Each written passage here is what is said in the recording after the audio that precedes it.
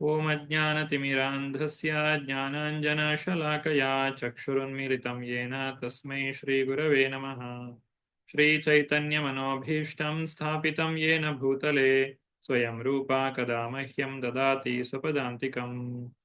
ವಂದೇಹಂ ಶ್ರೀಗುರು ಶ್ರೀಯುತಾಪದಕಮಲಂ ಶ್ರೀಗುರೂನ್ ವೈಷ್ಣವಾಂಶ್ಚ ಶ್ರೀರೂಪಂ ಸಾಗ್ರಜಾತಂ ಸಹಗಣ ರಘುನಾಥಾನ್ವಿತಂ ತಂ ಸಜೀವಂ ಸಾದ್ವೈತಂ ಸಾವಧೂತಂ ಪರಿಜನಸಹಿತಂ ಕೃಷ್ಣಚೈತನ್ಯದೇವಂ ಶ್ರೀರಾಧಾಕೃಷ್ಣಪಾದಾನ್ ಸಹಗಣ ಲಲಿತಾ ಶ್ರೀವಿಶಾಖಾನ್ವಿತಾಂಶ್ಚ.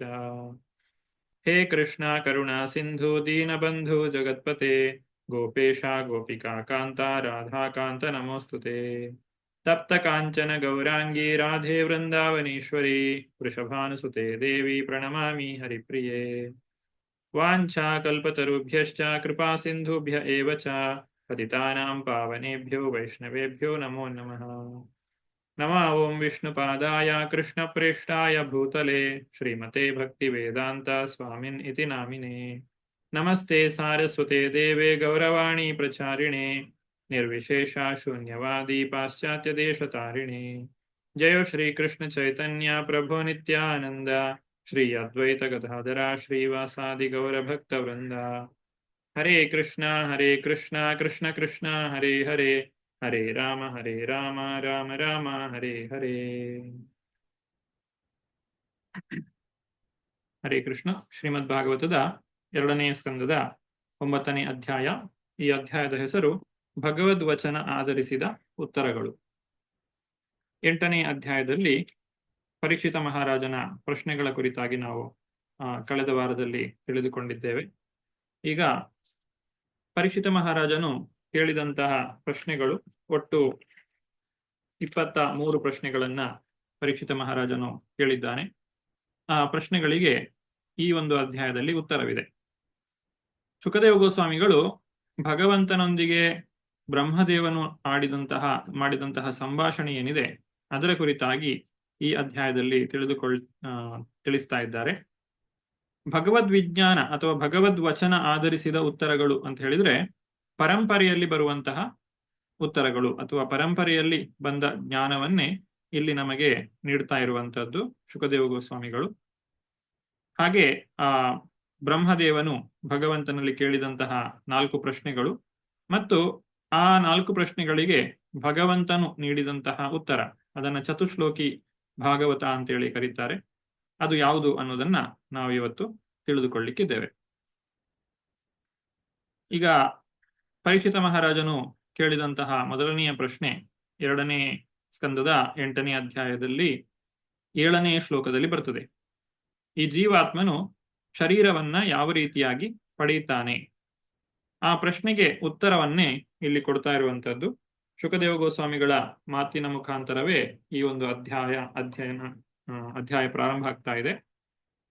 ಪುಸ್ತಕ ಇದ್ದವರು ದಯವಿಟ್ಟು ಶ್ರೀಮದ್ ಭಾಗವತದ ಪುಸ್ತಕವನ್ನ ತೆರೆಯಿರಿ. ಅದರಲ್ಲಿ ಮೊದಲನೆಯ ಶ್ಲೋಕ ಈ ರೀತಿಯಾಗಿದೆ. ಶ್ರೀಮದ್ ಭಾಗವತದ 2ನೇ ಸ್ಕಂದದ 9ನೇ ಅಧ್ಯಾಯ. ಶ್ರೀ ಶುಕ ಉವಾಚ ಆತ್ಮಮಾಯಾಮೃತೆ ರಾಜನ್ ಪರಸ್ಯಾನುಭವವಾತ್ಮನ ನ ಘಟೇತಾರ್ಥ ಸಂಬಂಧ ಸ್ವಪ್ನ ದ್ರಷ್ಟುಭಿವಾಂಜಸ. ಅನುವಾದ: ಶುಕಮುನಿಗಳು ಹೇಳಿದರು, ಎಲೈ ರಾಜನೇ, ದೇವೋತ್ತಮ ಪರಮಪುರುಷನ ಶಕ್ತಿಯಿಂದ ಪ್ರಭಾವಿತರಾಗದ ಹೊರತು ಶುದ್ಧ ಪ್ರಜ್ಞೆಯಲ್ಲಿರುವ ಶುದ್ಧಾತ್ಮನು ಐಹಿಕ ಶರೀರದೊಂದಿಗೆ ಹೊಂದಿರುವ ಸಂಬಂಧಕ್ಕೆ ಯಾವ ಅರ್ಥವೂ ಇಲ್ಲ. ಅಂತಹ ಸಂಬಂಧವು ಕನಸುಗಾರ ತನ್ನ ಶರೀರದ ಕಾರ್ಯನಿರ್ವಹಣೆಯನ್ನು ಕಂಡಂತೆ ಮಾತ್ರ. ಶರೀರವನ್ನ ಜೀವಾತ್ಮರು ಯಾಕೆ ಪಡೆಯುತ್ತಾರೆ, ಹೇಗೆ ಪಡೆಯುತ್ತಾರೆ? ಇಲ್ಲಿ ಉದಾಹರಣೆಯನ್ನು ಕೊಟ್ಟಿರುವಂತದ್ದು ಒಂದು ಕನಸು. ಕನಸಿನಲ್ಲಿ ನಾವು ಹೇಗೆ ಬೇರೆ ಬೇರೆ ವಿಚಾರಗಳನ್ನ ಕಾಣ್ತೇವೆ. ಆದ್ರೆ ನಾವು ಕನಸಿನಿಂದ ಎದ್ದ ಮೇಲೆ ಆ ಒಂದು ಕನಸಿಗೆ ಯಾವುದೇ ಬೆಲೆ ಇರುವುದಿಲ್ಲ. ನಾವು ವಾಸ್ತವಕ್ಕೆ ಬಂದಾಗ ಆ ಕನಸು ಅದು ಕೇವಲ ಕನಸು ಮಾತ್ರ. ಆದ್ರೆ ಆ ಕನಸನ್ನು ನಾವು ಕಾಣುವಾಗ ಏನೆಲ್ಲ ಅನುಭವಗಳನ್ನು ಹೊಂದಿರ್ತೇವೋ ಆ ಅನುಭವಗಳು ಅದು ಸತ್ಯವಾಗಿರ್ತದೆ ಅಥವಾ ಅದು ವಾಸ್ತವದಲ್ಲಿ ಕಾಣಿಸ್ತದೆ. ಉದಾಹರಣೆಗೆ ಯಾರಿಗೋ ಒಂದು ಕೆಟ್ಟ ಕನಸು ಬಿದ್ದಾಗ ಆತನಿಗೆ ಮೈ ಬೆವರುವಂಥದ್ದು ಅಥವಾ ಭಯಗೊಳ್ಳುವಂಥದ್ದು ಅಥವಾ ಕಿರುಚಾಡುವಂಥದ್ದು ಇತ್ಯಾದಿಗಳನ್ನ ಮಾಡುವುದು ಕಾಣ್ತೇವೆ. ಅವರು ಕಂಡಂಥದ್ದು ಕೇವಲ ಕನಸಾದರೂ ಕೂಡ ಅವರ ಆ ವರ್ತನೆ ಅದು ವಾಸ್ತವದಲ್ಲಿ ನಡೀತಾ ಇರ್ತದೆ. ಈ ರೀತಿ ಆ ಕನಸಿನಲ್ಲಿ ಕಂಡಂತೆ ಈ ಶರೀರವನ್ನ ನಾವು ಪಡೆಯುವಂಥದ್ದು. ಭಗವಂತನ ಒಂದು ಆಜ್ಞೆ ಇಲ್ಲದೆ ಹೋದ್ರೆ ಜೀವಾತ್ಮನು ಈ ಮಾಯೆಯ ಕೆಳಗೆ ಬರಲಿಕ್ಕೆ ಸಾಧ್ಯ ಇಲ್ಲ. ಯಾಕಂದ್ರೆ ಭಗವಂತನ ಬಹಿರಂಗ ಶಕ್ತಿ ಈ ಮಾಯೆ. ಬಹಿರಂಗ ಶಕ್ತಿ ಅದು ತಟಸ್ಥ ಶಕ್ತಿಗಿಂತ ಕಳಮಟ್ಟದಲ್ಲಿರುತ್ತದೆ. ಈ ಪಂಚಮಹಾಭೂತಗಳಿಂದ ಆಗಿರುವಂತಹ ಈ ಶರೀರ ಇದು ಜೀವಾತ್ಮನಿಗಿಂತ ಕಡಿಮೆ ಶಕ್ತಿಯುತವಾದದ್ದು, ಜಡವಾದದ್ದು. ಜೀವಾತ್ಮ ಚೈತನ್ಯವನ್ನ ಹೊಂದಿದ್ದಾನೆ. ಹಾಗಾಗಿ ಜಡವಸ್ತುವಿಗಿಂತ ಚೇತನಾತ್ಮ ಶ್ರೇಷ್ಠ. ಚೇತನ ಆತ್ಮನಿಗಿಂತ ಭಗವಂತ ಪರಮಾತ್ಮನು ಇನ್ನೂ ಶ್ರೇಷ್ಠನಾಗಿರ್ತಾನೆ. ಆದರೆ ಭಗವಂತನ ಇಚ್ಛೆ ಇರುವ ಕಾರಣಕ್ಕಾಗಿ ಈ ಜೀವಾತ್ಮನು ಈ ಭೌತಿಕ ಪ್ರಕೃತಿಯ ಅಡಿಯಲ್ಲಿ ಇರುವಂಥದ್ದು. ಭೌತಿಕ ಪ್ರಕೃತಿಯು ಜೀವಾತ್ಮನನ್ನ ತನ್ನ ಹತೋಟಿಯಲ್ಲಿ ಇಟ್ಟುಕೊಳ್ಳಲಿಕ್ಕೆ ಸಾಧ್ಯವಾಗ್ತದೆ. ಜೀವಾತ್ಮನು ಯಾಕೆ ಈ ಒಂದು ಭೌತಿಕ ಪ್ರಕೃತಿಯ ಅಡಿಗೆ ಬರ್ತಾನೆ ಇದನ್ನು ಪ್ರಭುಪಾದರು ಇಲ್ಲಿ ವಿವರಿಸ್ತಾರೆ.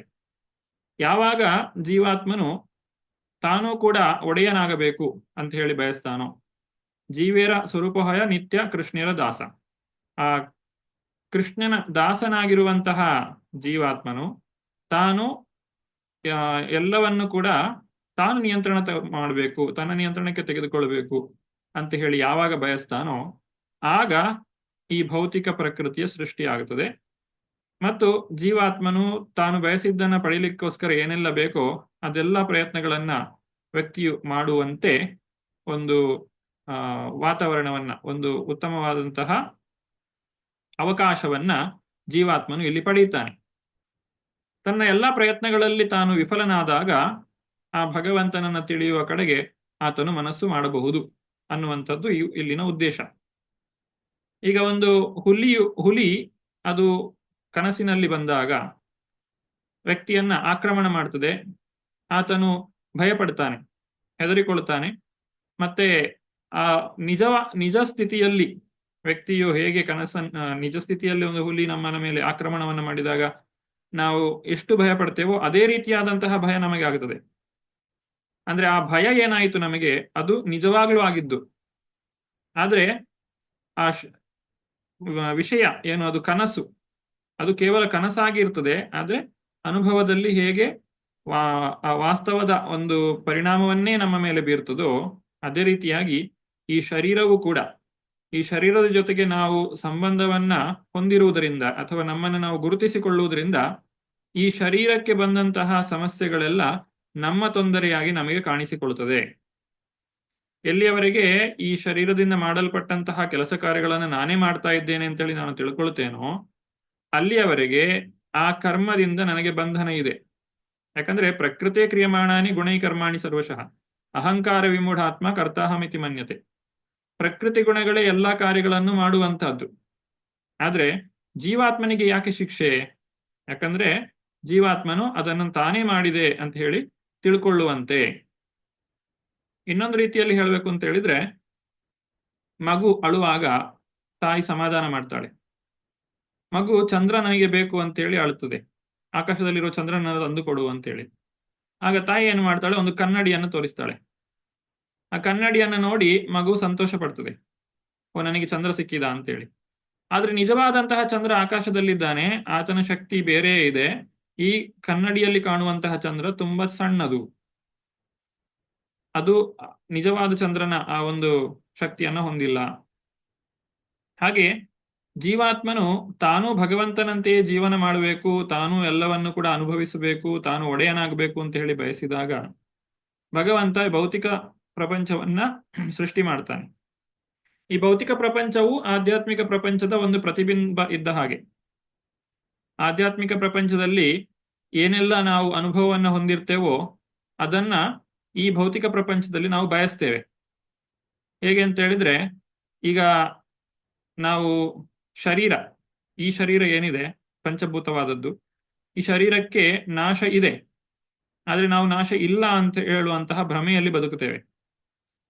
ಅದೇ ಕಾರಣಕ್ಕಾಗಿ ಯಾರಾದರೂ ಸಾವನ್ನಪ್ಪಿದಾಗ, ಶರೀರವನ್ನ ಕಳೆದುಕೊಂಡಾಗ, ಅಥವಾ ಈ ಶರೀರಕ್ಕೆ ಏನಾದರೂ ಸಮಸ್ಯೆ ಆದಾಗ ನಮಗೆ ಬೇಸರ ಆಗ್ತದೆ, ಅಥವಾ ನಮಗೆ ಆ ಒಂದು ಆಘಾತವಾಗ್ತದೆ. ಓ, ಅವರು ತೀರ್ಕೊಂಡ್ರಾ ಅಂತ ಹೇಳಿ. ಆದ್ರೆ ಈ ಶರೀರ ಬಂದಿರುವುದೇ ಒಂದು ದಿನ ಹೋಗ್ಲಿಕ್ಕೋಸ್ಕರ, ಇದು ಶಾಶ್ವತವಾಗಿ ಉಳಿಯುವುದಿಲ್ಲ.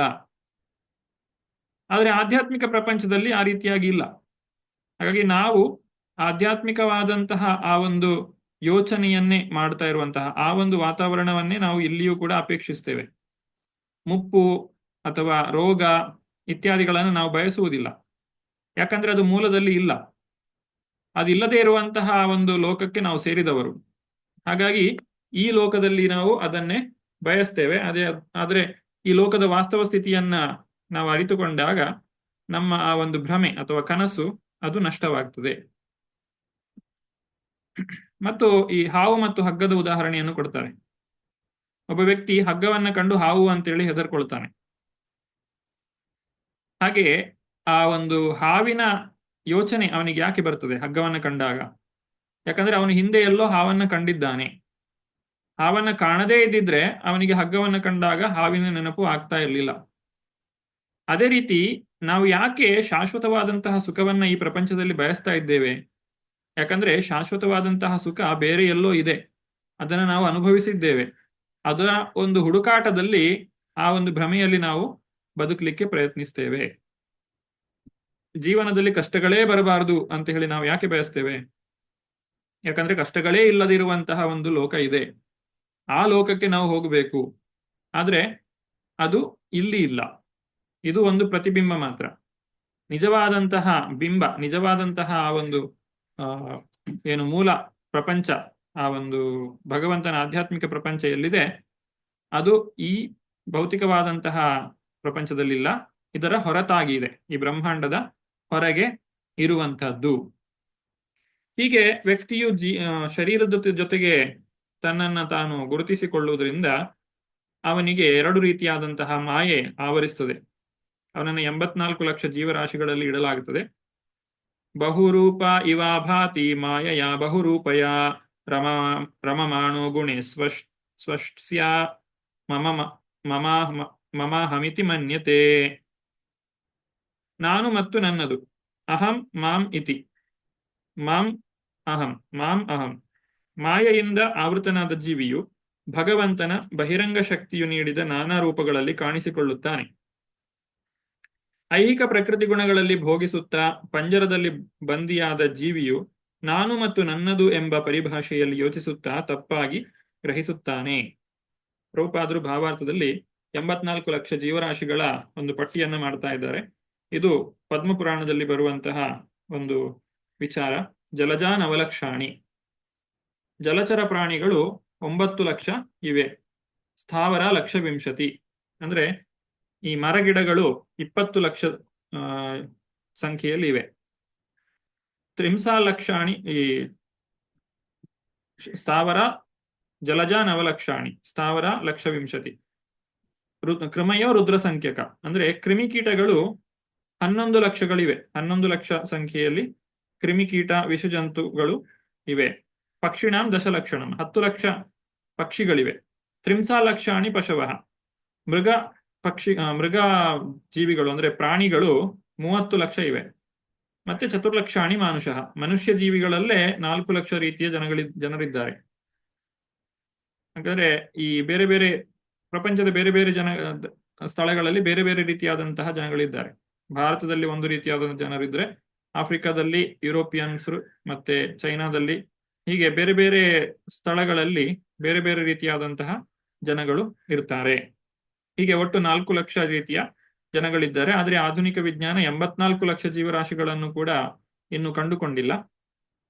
ಆದ್ರೆ ಪದ್ಮಪುರಾಣದಲ್ಲಿ ಈ ಒಂದು ವಿಚಾರ ನಮಗೆ ತಿಳಿದು ಬರ್ತದೆ. ಈ ಶರೀರದಿಂದ ಬಿಡುಗಡೆಯನ್ನ ಪಡೆಯುವುದು ಹೇಗೆ? ಜೀವಾತ್ಮನ ಮೂಲ ಗುರಿ ಈ ಒಂದು ಭೌತಿಕವಾದ ಶರೀರದಿಂದ, ಈ ಅಶಾಶ್ವತವಾದ ಪ್ರಪಂಚದಿಂದ ಬಿಡುಗಡೆಯನ್ನ ಹೊಂದಿ ಶಾಶ್ವತವಾದಂತಹ ಭಗವಂತನ ಧಾಮವನ್ನು ಸೇರುವಂತದ್ದು. ಅದಕ್ಕೆ ಇಲ್ಲಿ ಉತ್ತರವನ್ನು ಕೊಡ್ತಾರೆ. ಯರ್ಹಿವಾವ ಮಹಿಂ ನಿಸ್ವೇ ಪರಸ್ಮಿನ್ ಕಾಲಮಾನಯೋ ಕಾಲಮಾಯಯೋ ರಮೇತಾಗತ ಸಮೋಹ ಶಕ್ತ್ಯೋಸ್ತೋದಾಸ್ತಿ ತದೋಭಯಂ. ಜೀವಿಯು ತನ್ನ ಸ್ವರೂಪದ ಮಹಿಮೆಯಲ್ಲಿ ಸ್ಥಿತನಾದೊಡನೆಯೇ ಕಾಲ ಮತ್ತು ಐಹಿಕ ಶಕ್ತಿಗೆ ಅತೀತನಾದ ದೈವತ್ವವನ್ನು ಅನುಭವಿಸಲು ಆರಂಭಿಸುತ್ತಾನೆ. ಒಡನೆಯೇ ಅವನು ಎರಡು ತಪ್ಪು ಕಲ್ಪನೆ ನಾನು ಮತ್ತು ನನ್ನದು ಅಹಂ ಮಮೇತಿ ತ್ಯಜಿಸುತ್ತಾನೆ ಮತ್ತು ಶುದ್ಧಾತ್ಮನಾಗಿ ಪೂರ್ಣವಾಗಿ ವ್ಯಕ್ತಗೊಳ್ಳುತ್ತಾನೆ.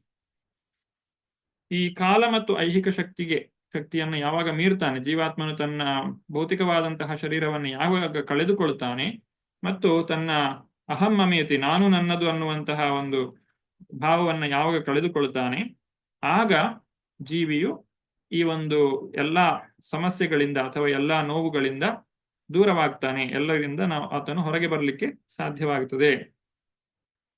ಭಗವದ್ಗೀತೆಯಲ್ಲಿ 14ನೇ ಅಧ್ಯಾಯದ 26ನೇ ಶ್ಲೋಕದಲ್ಲಿ ಹೇಳ್ತಾರೆ, ಮಾಂ ಚಯೋ ಅವ್ಯಭಿಚಾರೇಣ ಭಕ್ತಿ ಯೋಗೇನ ಸೇವತೆ ಸಗುಣಾನ್ ಸಮತೀತ್ಯೈತಾನ್ ಬ್ರಹ್ಮಭೂಯಾಯ ಕಲ್ಪತೆ.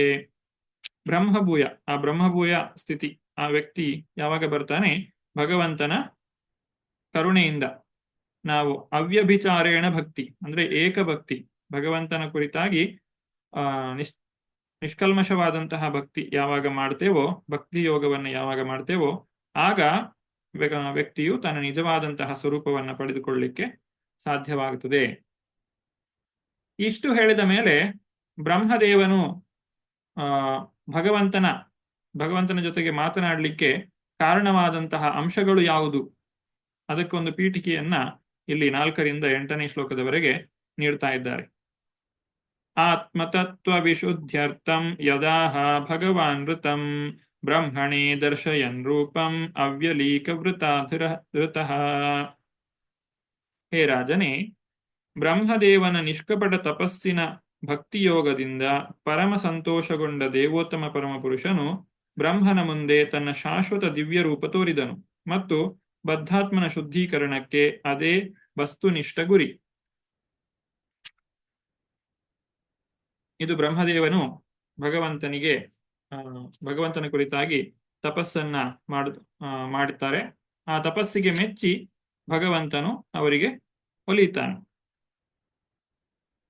ಇಲ್ಲಿ ಭಗವಂತನು ಬ್ರಹ್ಮದೇವರಿಗೆ ಉಪದೇಶವನ್ನ ಕೊಡುವಂತಹದ್ದು ಅಥವಾ ಮಾರ್ಗದರ್ಶನವನ್ನ ಮಾಡುವಂತಹದ್ದು. ಆ ಮಾರ್ಗದರ್ಶನಕ್ಕೆ ಸರಿಯಾಗಿ ಬ್ರಹ್ಮದೇವರು ನಡೆದುಕೊಳ್ಳುವಂತಹದ್ದು. ಆದ ಕಾರಣಕ್ಕಾಗಿ ಬ್ರಹ್ಮದೇವರಿಗೆ ಭಗವಂತನ ಅನುಗ್ರಹ ಉಂಟಾಗ್ತದೆ. ಸಾ ಆದಿದೇವೋ ಜಗತಾಂ ಪರೋ ಗುರುಃ ಸ್ವಧಿಷ್ಠ್ಯಮಾಸ್ಥಾಯ ಶುಶ್ರೂಕ್ಷ ಏಕ್ಷತ ತಾಂ ನಾಧ್ಯಗಚ್ಚ ದೃಶಮತ್ರ ಸಮ್ಮತಾಂ ಪ್ರಪಂಚ ನಿರ್ಮಾಣ ವಿಧಿಯಯಾ ಭವೇತ್. ಪ್ರಥಮ ಗುರುವು ಬ್ರಹ್ಮಾಂಡದ ಪರಮಶ್ರೇಷ್ಠನೂ ಆದ ಬ್ರಹ್ಮದೇವನಿಗೆ ತನ್ನ ಕಮಲಾಸನದ ಮೂಲವನ್ನು ಕಾಣಲಾಗಲಿಲ್ಲ. ಐಹಿಕ ಜಗತ್ತಿನ ಸೃಷ್ಟಿ ಕುರಿತು ಚಿಂತನೆ ಮಾಡುತ್ತಿದ್ದಾಗ ಅವನಿಗೆ ಅಂತಹ ಸೃಷ್ಟಿ ಕಾರ್ಯದಲ್ಲಿ ಸರಿಯಾದ ದಿಗ್ದರ್ಶನವಾಗಲಿಲ್ಲ. ಅವನಿಗೆ ಅಂತಹ ಸೃಷ್ಟಿಯ ವಿಧಾನವೂ ತೋರಲಿಲ್ಲ. ಇದು ಸೃಷ್ಟಿಯ ಆದಿಕಾಲದಲ್ಲಿ ಭಗವಂತನ ನಾಭಿಕಮಲದಿಂದ ಹೊರಹೊಮ್ಮಿದಂತಹ ಪದ್ಮ, ಆ ಒಂದು ತಾವರೆಯ ಮೇಲೆ ಅಥವಾ ಆ ಒಂದು ಭಗವಂತನ ಹೊಕ್ಕಳಿನಿಂದ ಬಂದಂತಹ ಆ ಪದ್ಮ ಏನಿದೆ ಅದರ ಮೇಲೆ ಹುಟ್ಟಿದಂತಹ ಬ್ರಹ್ಮದೇವನು ಯೋಚನೆ ಮಾಡ್ತಾನೆ, ತನ್ನ ಹುಟ್ಟಿಗೆ ಕಾರಣವೇನು, ತನ್ನ ಹುಟ್ಟಿನ ಉದ್ದೇಶವೇನು, ನಾನು ಏನು ಮಾಡಬೇಕು ಮತ್ತು ಹೇಗೆ ತನ್ನ ಒಂದು ಕಾರ್ಯವನ್ನು ಮಾಡಬೇಕು ಇತ್ಯಾದಿಗಳನ್ನ ತಾನು ಯೋಚನೆ ಮಾಡ್ತಾ ಇರ್ತಾನೆ. ಹಾಗೆ ಯೋಚನೆಯನ್ನ ಮಾಡ್ತಾ ಬ್ರಹ್ಮದೇವನು ತನ್ನ ಮೂಲಕ್ಕೆ ಕಾರಣವಾದಂತಹ ಆ ಒಂದು ಪದ್ಮ, ಆ ಒಂದು ತಾವರೆಯ ತೊಟ್ಟನ್ನ ಹಿಡ್ಕೊಂಡು ಕೆಳಕ್ಕೆ ಬರ್ತಾರೆ. ಅದನ್ನ ಹಿಡ್ಕೊಂಡು ಕೆಳಗೆ ಬಂದಾಗ ಅಲ್ಲಿ ಗರ್ಭೋದಕ ಶಾಯಿ ವಿಷ್ಣುವನ್ನ ನೋಡ್ಲಿಕ್ಕೆ ಪ್ರಯತ್ನಿಸ್ತಾರೆ, ಆದ್ರೆ ಸಾಧ್ಯ ಆಗುವುದಿಲ್ಲ. ಮತ್ತೆ ಆ ಒಂದು ತಾವರೆಯ ಮೇಲೆ ಹೋಗಿ ಕುಳಿತುಕೊಳ್ತಾರೆ. ಆ ರೀತಿಯಾಗಿ ಅವರ ಪ್ರಯತ್ನವನ್ನ ಕಂಡಾಗ ಭಗವಂತನು ಅವರ ಮೇಲೆ ಕೃಪೆ ತೋರಿ ಅವರಿಗೆ ಉಪದೇಶವನ್ನ ನೀಡ್ತಾರೆ, ಅವರು ಏನು ಮಾಡಬೇಕು. ಇದೆಲ್ಲ ಬ್ರಹ್ಮ ಸಂಹಿತೆಯಲ್ಲಿಯೂ ಕೂಡ ನಾವು ಕಾಣ್ತೇವೆ. ಬ್ರಹ್ಮ ಸಂಹಿತೆ ನಾವು ಈಗ ಲಭ್ಯ ಇರುವಂತಹ ಬ್ರಹ್ಮ ಸಂಹಿತೆಯಲ್ಲಿ 62 ಶ್ಲೋಕಗಳಿವೆ. ಬಹಳಷ್ಟು ವಿಚಾರಗಳು ಈಗ ಇಲ್ಲ, ಅವು ಕಳೆದು ಹೋಗಿವೆ. ಚೈತನ್ಯ ಮಹಾಪ್ರಭುಗಳು ಸಂಗ್ರಹಿಸಿದಂತಹ ಆದಿಕೇಶವ ದೇವಸ್ಥಾನದಲ್ಲಿ ಸಂಗ್ರಹಿಸಿದಂತಹ ಬ್ರಹ್ಮ ಸಂಹಿತೆ, ಅದಕ್ಕೆ ಶ್ರೀಲ ಭಕ್ತಿ ಸಿದ್ಧಾಂತ ಸರಸ್ವತಿ ಠಾಕೂರರು ಅನುವಾದವನ್ನು ಬರೆದಿದ್ದಾರೆ. ಅದರಲ್ಲಿ ಒಟ್ಟು 62 ಶ್ಲೋಕಗಳಿವೆ. ಆ 62 ಶ್ಲೋಕಗಳಲ್ಲಿ ಮೊದಲ 28 ಶ್ಲೋಕಗಳು ಪೀಠಿಕೆ, ಅಂದ್ರೆ ಬ್ರಹ್ಮದೇವರು ಹೇಗೆಲ್ಲ ಪ್ರಯತ್ನವನ್ನ ಮಾಡಿದ್ರು ಮತ್ತು ಭಗವಂತನು ಅವರಿಗೆ ಹೇಗೆ ಅನುಗ್ರಹ ಮಾಡಿದ ಅಂತ ಹೇಳಿ. 29ನೆಯ ಶ್ಲೋಕದಿಂದ 56ನೇ ಶ್ಲೋಕದವರೆಗೆ ನಾವು ಹೆಚ್ಚಾಗಿ ಪಠಿಸುವಂತದ್ದು. ಚಿಂತಾಮಣಿ ಪ್ರಕರ ಸದ್ಮ ಸುಕಲ್ಪ ವೃಕ್ಷ, ಆ ರೀತಿಯಾಗಿ ಇದೆಲ್ಲ 29ನೇ ಶ್ಲೋಕದಿಂದ ಪ್ರಾರಂಭ ಆಗ್ತದೆ.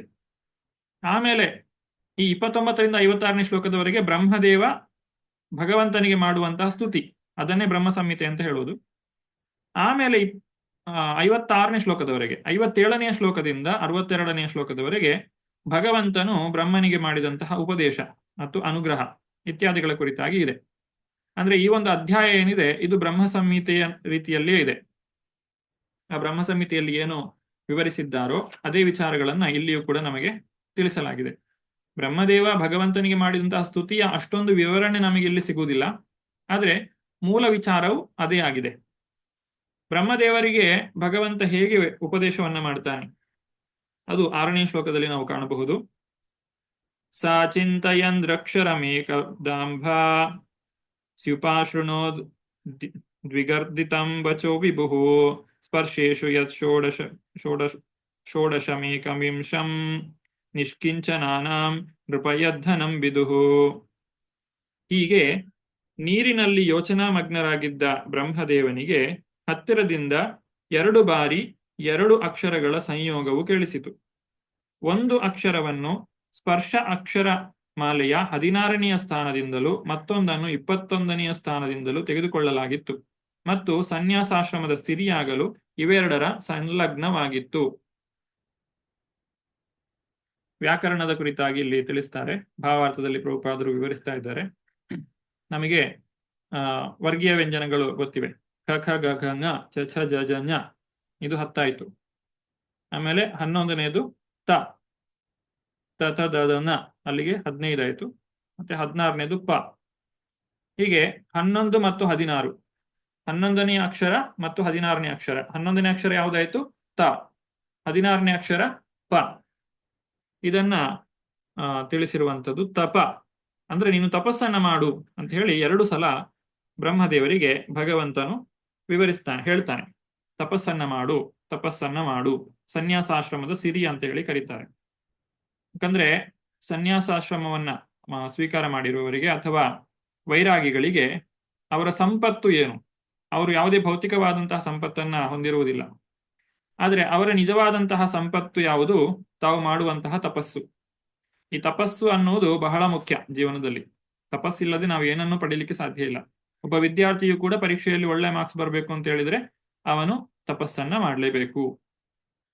ಬ್ರಹ್ಮದೇವರು 1000 ದೇವವರ್ಷಗಳ ಕಾಲ ತಪಸ್ಸನ್ನ ಮಾಡ್ತಾರೆ. ದೇವವರ್ಷಗಳು ಅಂತ ಹೇಳಿದ್ರೆ ನಮ್ಮ 1 ವರ್ಷ ಅಂತ ಹೇಳಿದ್ರೆ ದೇವತೆಗಳ 1 ದಿನ. ಯಾಕಂದ್ರೆ ನಮ್ಮ ಉತ್ತರಾಯಣ ಅಂತ ಹೇಳಿದ್ರೆ ಅವರಿಗೆ ದಿನ, ದಕ್ಷಿಣಾಯನ ಅವರಿಗೆ ರಾತ್ರಿ. ಹೀಗೆ 1000 ವರ್ಷಗಳು ದೇವವರ್ಷಗಳು, ಮಾನವ ವರ್ಷಗಳಲ್ಲ. ಆ 1000 ದೇವವರ್ಷಗಳ ಕಾಲ ಬ್ರಹ್ಮದೇವರು ತಪಸ್ಸನ್ನ ಮಾಡ್ತಾರೆ. ಬ್ರಹ್ಮದೇವರ ತಪಸ್ಸಿಗೆ ಮೆಚ್ಚಿ ಭಗವಂತನು ಅನುಗ್ರಹವನ್ನ ಮಾಡ್ತಾನೆ. ಧ್ವನಿ ಕೇಳಿದಾಗ ಬ್ರಹ್ಮನು ಎಲ್ಲ ದಿಕ್ಕುಗಳಲ್ಲೂ ಹುಡುಕುತ್ತಾ ಮಾತನಾಡುತ್ತಿರುವವರು ಯಾರು ಎಂದು ತಿಳಿಯಲು ಪ್ರಯತ್ನಿಸಿದನು. ಆದರೆ ತನ್ನ ಹೊರತು ಬೇರಾರನ್ನು ಕಾಣದಾದಾಗ ಅವನು ತನ್ನ ಕಮಲಾಸನದ ಮೇಲೆ ಸ್ಥಿರವಾಗಿ ಕುಳಿತು ಉಪದೇಶಾನ್ವಯ ತಪಸ್ಸಿನ ಆಚರಣೆಗೆ ಗಮನ ಕೊಡುವುದು ವಿವೇಕದ ಮಾರ್ಗ ಎಂದು ಭಾವಿಸಿದನು. ಬ್ರಹ್ಮದೇವ ಬಹಳ ಬುದ್ಧಿವಂತ ವ್ಯಕ್ತಿ, ಸೃಷ್ಟಿಯ ಪ್ರಥಮ ಜೀವಿ. ಬ್ರಹ್ಮದೇವನ್ ಆಗ ಇದ್ದಾಗ ಬೇರೆ ಯಾರೂ ಇರಲಿಲ್ಲ. ಇದನ್ನು ಬ್ರಹ್ಮದೇವರು ಕೂಡ ಕಂಡಿದ್ದಾರೆ. ಯಾರನ್ನು ಹುಡುಕಿದ್ರು ಯಾರೂ ಇರಲಿಲ್ಲ. ಮತ್ತು ಆ ಒಂದು ಬುದ್ಧಿವಂತಿಕೆ ಆ ಬ್ರಹ್ಮದೇವರಲ್ಲಿ ಅಷ್ಟೊಂದು ಇತ್ತು. ಸುಲಭವಾಗಿ ಅವರಿಗೆ ಭಗವಂತನ ವಿಚಾರ ಅರ್ಥ ಆಯಿತು. ಸಾಮಾನ್ಯರಿಗೆ ಈ ರೀತಿಯಾಗಿ ಹೇಳಿದ್ರೆ ಅರ್ಥ ಆಗದೇ ಇರಬಹುದು, ಆದರೆ ಬ್ರಹ್ಮದೇವರು ಅರ್ಥ ಮಾಡಿಕೊಂಡ್ರು. ತಾನು ತಪಸ್ಸನ್ನ ಮಾಡಬೇಕು ಅಂತ ಹೇಳಿ ಭಗವಂತ ನನಗೆ ತಿಳಿಸಿಕೊಟ್ಟಿದ್ದಾನೆ ಅಂತ ಹೇಳಿ ಅರ್ಥ ಮಾಡಿಕೊಂಡು ಅವರು ತಪಸ್ಸನ್ನ ಮಾಡಲಿಕ್ಕೆ ಕುಳಿತುಕೊಳ್ತಾರೆ. ದೇವಮಾನದ ಪ್ರಕಾರ ಬ್ರಹ್ಮದೇವನು 1000 ವರ್ಷಗಳ ಕಾಲ ತಪಸ್ಸನ್ನ ಆಚರಿಸಿದನು. ಅವನು ಈ ದಿವ್ಯ ಕಂಪನವನ್ನು ಆಕಾಶದಿಂದ ಕೇಳಿಸಿಕೊಂಡು ಅದನ್ನು ದೈವೀವಾಣಿ ಎಂದು ಅಂಗೀಕರಿಸಿದನು. ಹೀಗೆ ಅವನು ತನ್ನ ಮನಸ್ಸು ಮತ್ತು ಇಂದ್ರಿಯಗಳ ನಿಗ್ರಹ ಮಾಡಿದನು. ಅವನು ಆಚರಿಸಿದ ತಪಸ್ಸು ಜೀವಿಗಳಿಗೆ ಒಂದು ಮಹಾಪಾಠ. ಅವನು ತಪಸ್ವಿಗಳಲ್ಲೇ ಅತ್ಯಂತ ಶ್ರೇಷ್ಠನು ಎಂದು ಪ್ರಖ್ಯಾತನಾಗಿದ್ದಾನೆ. ತಪಸ್ಸನ್ನ ಮಾಡುವುದು ಯಾಕೆ? ತಪಸ್ಸನ್ನ ಮಾಡುವುದರಿಂದ ಏನಾಗುತ್ತದೆ? ತಪಸ್ಸನ್ನ ಜನರು ಬೇರೆ ಬೇರೆ ಕಾರಣಗಳಿಗೋಸ್ಕರ ಮಾಡ್ತಾರೆ. ಭೌತಿಕವಾದಂತಹ ಸಮೃದ್ಧಿಯನ್ನ ಪಡೆಯಲಿಕ್ಕೋಸ್ಕರ ತಪಸ್ಸನ್ನ ಮಾಡಬಹುದು, ಅಥವಾ ಯಾವುದೋ ಒಂದು ಶಕ್ತಿಯನ್ನ ಪಡೆಯಲಿಕ್ಕೆ, ಸಿದ್ಧಿಯನ್ನ ಪಡೆಯಲಿಕ್ಕೋಸ್ಕರ ತಪಸ್ಸನ್ನ ಮಾಡಬಹುದು, ಅಥವಾ ಮುಕ್ತಿಯನ್ನ ಪಡೆಯಲಿಕ್ಕೆ, ಕಷ್ಟಗಳನ್ನು ದೂರ ಮಾಡಿಕೊಳ್ಳಲಿಕ್ಕೆ ವ್ಯಕ್ತಿ ತಪಸ್ಸನ್ನ ಮಾಡಬಹುದು, ಅಥವಾ ಭಕ್ತಿಯನ್ನ ಮಾಡಲಿಕ್ಕೆ ತಪಸ್ಸನ್ನ ಮಾಡಬಹುದು. ಇದನ್ನೇ ಭುಕ್ತಿ ಮುಕ್ತಿ ಸಿದ್ಧಿ ಅಂತ ಕರಿತೇವೆ.